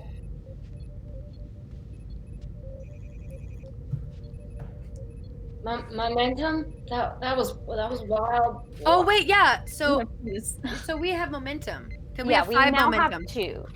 5. Oh wait, no. 2. It's the net difference in the attack. So we had 3. You spent 1 to re-roll that 1 die. So we are at 2, except Vren is going to take 1 for an extra die. Yes, he Okay. If he has a value, he is welcome to use that as well. I'm going to let him use control. Yeah, okay, we'll use a value. Let's see. Or a directive of freaking do this, please. Yeah, I think the order here is going to Is call the operative order. Got so it. get 2. I'm going to get an extra die. He's going to make a roll. It's going to be control security. His security is pathetic, but his control is excellent. Okay, so I needed a 13 or better. I rolled an 11, a 7, and a 15. I had 2 successes from the determination spin. Total of 4. You see this thing hurl through the air and impacts against the side of the changeling. And when it pops off against the side of her face and hits the ground, it goes and slides open. And you all watch this ionic energy just immediately explode out from the device. Vryn, as this is happening in his adrenaline, is going to turn at that point, because this is his minor action. It was doing that. His combat action is he's going to turn and punch the first in the face. I briefed you, you son of a... My boy! He's going to hit. Let's see. Is he going to hit? Is he going to hit? He is. He's going to hit. All right. Oh, he is going to be scrubbing the shuttle bay with a toothbrush for so long. So you see something in Vryn that you've never seen before. The Andorian goes into a rage as the fear converts into pure rage. And as Vryn's terrified shout, as he opens this thing up, he drops the medkit and goes, "Ah!" and turns and slams his knuckles across the side of the first's face. And I'll give you the results of that in a second, because right now a changeling is currently screeching as this energy field begins to envelop her. And behind you, Captain, from the screeches, you can suddenly hear the concussive pops of grenades and energy weapons going off. You don't know what's happening down the corridor, but it sounds like hell has broken loose down here. And it echoes off the walls. It's deafening. It takes out everyone's hearing. Everyone is like, you're kind of crouched down as you're in the middle of a full combat zone. The next thing that happens is as the first takes the punch across the face, the first simply stares at Vryn and shoves past him. Just, Vryn looks up at him and he goes, "Move," and shoves him aside. Immediately walking up to the canister, this electrical field begins to form around the changeling, and you see this electrical field begin to form around this amber pool that is now melted down into the corridor. It's spiking here and there. It looks like it's almost like it's trying to get out. And you can see every now and then, kind of like, you know, that scene in Terminator 2, for those of us who've seen it, where the T-1000's head is coming out of the molten. It's the same horrifying thing to see, where you see what looks like the sculpt of a screaming face come out of the amber and then sink back in as it's repressed by the energy fields. The first immediately goes over to it and opens up the canister and begins to contain the founder. And everyone's catching their breath. McCrell, you're at the captain at this point. Yeah, my fur is all raised, but I'm like trying to. Captain Stull has this light green blood trickling out of the side of their mouth. They took a devastating hit to the chest from this changeling. With collecting supplies off the ground, thank you, Vryn. I'm gonna collect what I can and head to the captain and see if I can get some kind of patch together for them, so they can get up and. Yes, this is a quick medicine check. Yes. What is the difficulty? This is going to be a control medicine check. The difficulty is 2. I'm going to use healing hands when attempting a control medicine test to heal, reduce difficulty by 1, so it'll be a difficulty 1. So this is literally going to remove the pain for now, Captain. So you're actually going to be the injury strike against your character is going to be removed if she succeeds. So go ahead and make the roll. Oh, she Take will. that last momentum. Yes. 2 successes. So we That's get enough. 1 momentum back. So you feel the pain bleed out of your body as this hyper spray goes into your bloodstream, Captain. Oh, that hurt worse than I thought it would. Oh. Yes, as soon as we are back on the Ross, you need to head straight to medical bay so I can put your ribs back in place. Yeah, that'd be a good place for them. Yes. What's going on? What's going on? You see Vryn is back going, where? Stand down. Got my Lieutenant. phaser, Captain. Stand down. The Jem'Hadar finishes closing the case and seals it. And looks at you. You could have acted. Why did you choose not to? We needed the evidence. I do not think I will ever truly understand how it is we lost to you. Ideals give us power. And compassion gives us strength. And through strength we find victory. We should put that on a pillow, Captain. Vryn looks at him and just says, good shot, I guess. And then walks up to you, McCrell, and just goes, Doctor, I think I broke my hand. Do you think you could take a look at that? Yes, but first, I'll do it on the shuttle. I need to you fly, so if you could, yeah. Yes, I'll fix your hand, but Thank you. a Don't part of me put- wish... I just want to, as somebody who clearly knows how to throw a punch, Doctor, I don't recommend punching something that has teeth on its face. Yes. A I'm part gonna of me get up wishes I wouldn't have to heal your hand now, so I could... I feel like a little pain is a good punishment for your action, but here you go, and I'm going to bandage him up. While all this is happening, you see the Jem'Hadar securing this containment unit on the side. All things considered, this was a big build-up to a quick resolution. Why did the traps not go off? And That was where my were the next thing. I wanted to go and grab that thing that didn't go off and find out Okay. what the hell it was. You move over as you hear the unmistakable fire, energy fire from 2 conflicting factions not too far. There's no mistaking the rattled Gatling rounds of a Gorn's minigun going off in the caves of a few, like, not even 60 meters ahead. Mini Gorn. You walk over and you see this small device. It looks like you've seen one of these before. It looks like a hollow transmitter of some kind. Can I make I have my experimental technology focus. Yes, you could totally try to identify this. Yeah. Difficulty is 1. All right, let's go. Reason engineering, you feel like? Yes, reason engineering. Oh, nice. Hey, that's 3 successes, so we get 2 momentum back. It's a Romulan hollow communication device. Perfect. Pocketing that. It's blinking.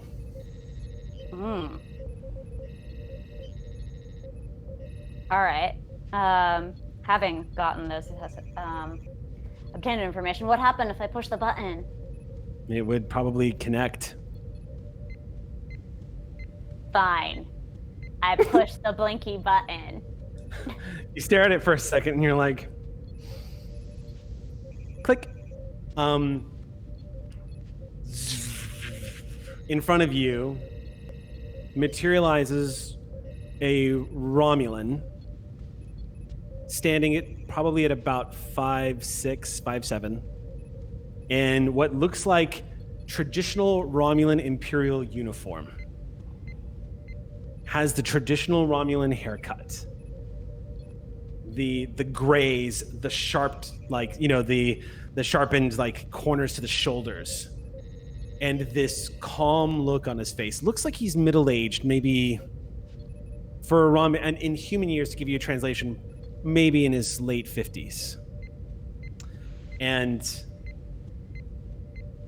as this activates, he stares at you for a moment and says, Captain, I see you found the transcommunicating device that I left for you after we disabled the Changeling's defensive protocols. I trust you will have gotten through your ordeal intact. That's very kind of you. It is a return of favor, Captain. We will make good use of the schematics that we intercepted. I thought the Romulans already had those. We do. But not all of us were permitted to transmit these schematics. This will come in handy when dealing with certain traitors among our ambassadorial staff. But to more pressing matters, Captain. I understand you have one of ours aboard your ship. I am here to make a deal. Hand over Sorex. Give him to us, and we will leave the USS Ross intact.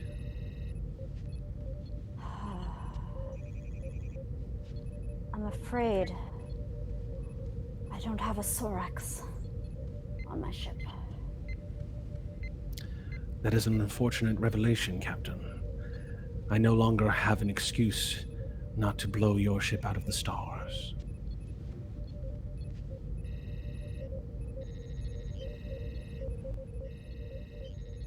See you soon.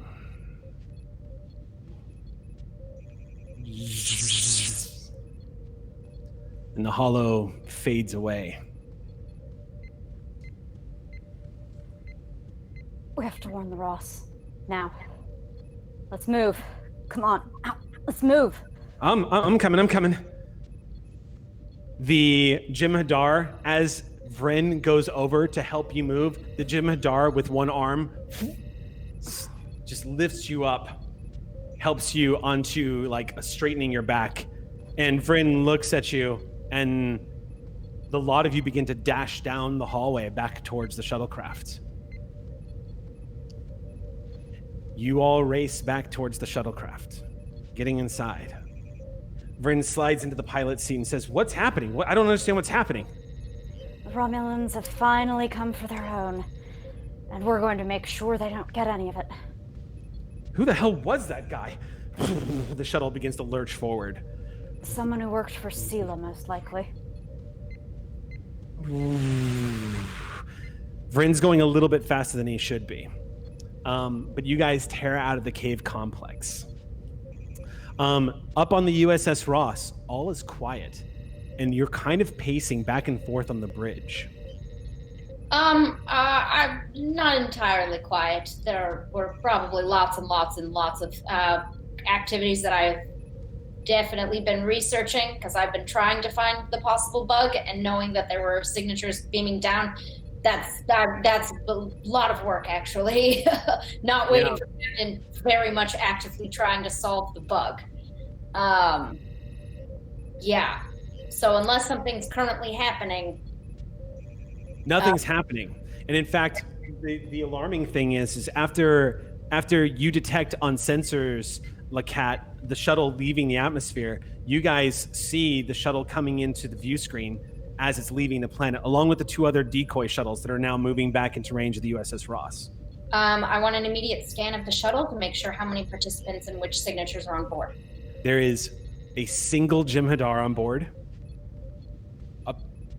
The scattered life signs, which you can only assume might be coming from an energy source that's containing the changeling, but you do not detect a changeling. No and problem. you definitely detect the life forms of a Orion, an Andorian, and a Cation. Excellent. One quick glance at the crew that has been anxiously awaiting, letting them see that so as to calm their nerves slightly. Chief, is Chief down in engine room, or are you on the bridge? On the bridge for this. We've been monitoring it. Okay. Great. I look to you now that the captain is safe, or at least, we assume. Reestablish communications. I would love to know what happened. Dejam them. Right away. And I'll get to work on that. It's easy. Yeah. Canceling a few algorithms, and all of a sudden you have an open channel to the captain. And we've established communication. Go ahead, Commander. Captain! Bring the ship to red alert.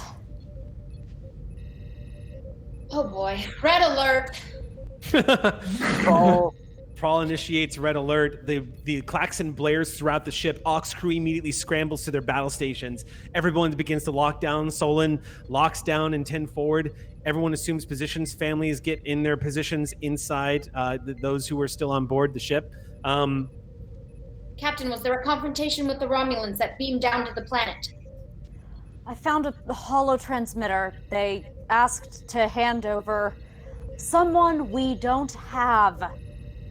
They said that they were going to take out our ship. Be prepared to get out of this system as soon as we're on board. Understood, Captain. Would you like someone to meet them down in the shuttle bay? Would love that. Thank you, Olin. I will go. Okay. All right. One sec. Okay. So, when you get down to the shuttle bay, and the shuttle bay doors open, you see a Jim Hadar helping the captain off the shuttlecraft. Get out of here. The captain does not look like they're in great shape. Looks like they're clutching their side, and McCrell is also helping. But when the captain steps onto the deck, kind of shrugs off the Jim Hadar a little bit and stands up. It's a lot of pain, Captain, but McCrell's administrations have actually made this manageable. Would you like it to be a little bit more manageable, Captain? We have to get up to the bridge. There. Lift. We have to... Okay. And Olin just takes the captain's hand. Okay. And does the thing they do. It takes only a few moments, but the pain completely subsides in you, Captain. It bleeds away from your body. You're aware of the injury, but a sense of serenity and calm come over you as the Deltan removes the pain from you. And you feel this sharp sense of focus. The Jim Hadar watches with curiosity. And after a beat, Vryn goes, "Oh, my hand hurts if you want to do that one next." You smack it away, and he goes, "Ow." Actually smack it away. I take it, and I that was just me watching. I do take his hand. So we're going to cut to the doors opening on the bridge. As you step out, you see Commander EXEO. You swing down to the bridge. Do we have anything up on sensors yet? Talk to me. LAKAT, anything good? Roll reason science and get an assist from Sally. Get an assist from Ross. Yeah, I would love to do a sensor roll. Okay. Want to die? Yeah, what am I rolling for Ross? No, we don't want to die. That's what we're trying to avoid. What's the difficulty I'm rolling against here? The difficulty is going to be 0. Oh, great. Because I got 2 successes. Great. So the Ross is going to roll as usual when it comes to these sensors checks. It's always going to be sensor science. Great. No help from Ross. Nothing is detected on sensors. All right. Well, I won't question the good luck. We'll have to say our goodbyes to Taraz some other time. Take us out. Warp 9.8. Vryn goes, "Aye, Captain." I'll boost the power to engines. I'll run off to engineering. Ross, mark this down on the character sheet. Ross spins 9 power. Mm-hmm. Whee! That's fine. We got it. You feel the power of the warp core going, and Vryn pulls the USS Ross out of orbit, swings her around very skillfully, and there's that slow buildup and then a flash from the nacelles as she explodes into speed. racing into the stars at warp 9.8. Keep an eye on sensors. They might see it as we're warping through. Warp is always a strain point on cloaks. Just keep the eyes, please. Come on. You got it, Captain. I'm Get him. not straying. So for the sake of the episode, the next scene takes place down in sickbay with the captain sitting on the sickbed. It's an hour and a half after you escaped the system, and there is no signs of pursuit. You see McCrell drinking her tea. After all that. I am also hurty. Mm-hmm.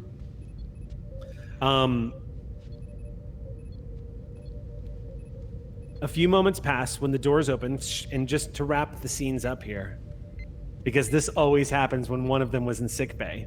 If Picard was in sickbay, Riker would come visit. If it was Riker, it was Picard. The doors to the sickbay open, Captain, and EXEO commander steps in, and you can see on the sickbay bed is the captain, looking not too worse for the wear. Their shirt open, they have bandages across their sort of the under uniform, the tank top, wrapped around, and you see they've got what looks like the small metal patch that's actually regenerating all of the tissue that's been torn and whatnot. The captain will probably be completely regenerated in a matter of hours, matter of minutes, and will be sore for a couple of days. And the two of you, you see McCrell.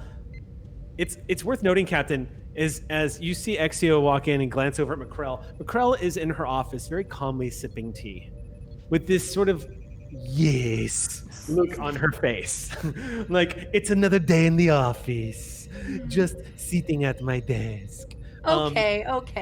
And it's you're watching this because it wasn't more than an hour and a half ago where you saw this Cation doctor enter into a hand-to-hand fight with the changeling and win.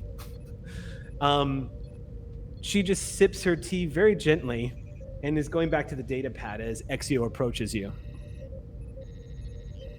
Commander? You look better than I've ever seen you, Captain. When she sees you extend your hand, her face falls a little. And, she goes to hand you the ring. But as she's placing it in your hand, she says, Captain, I need your help with something. Anything. What do you need? I need you to take that apart. Why?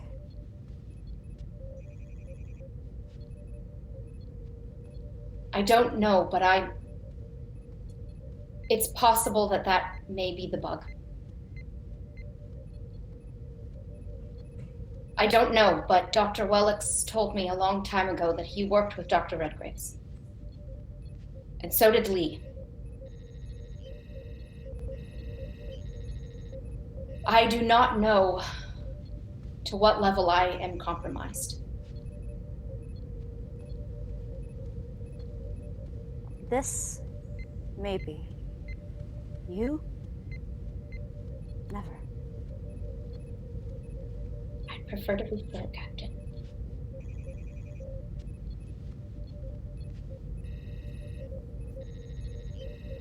You hold on to that pipto.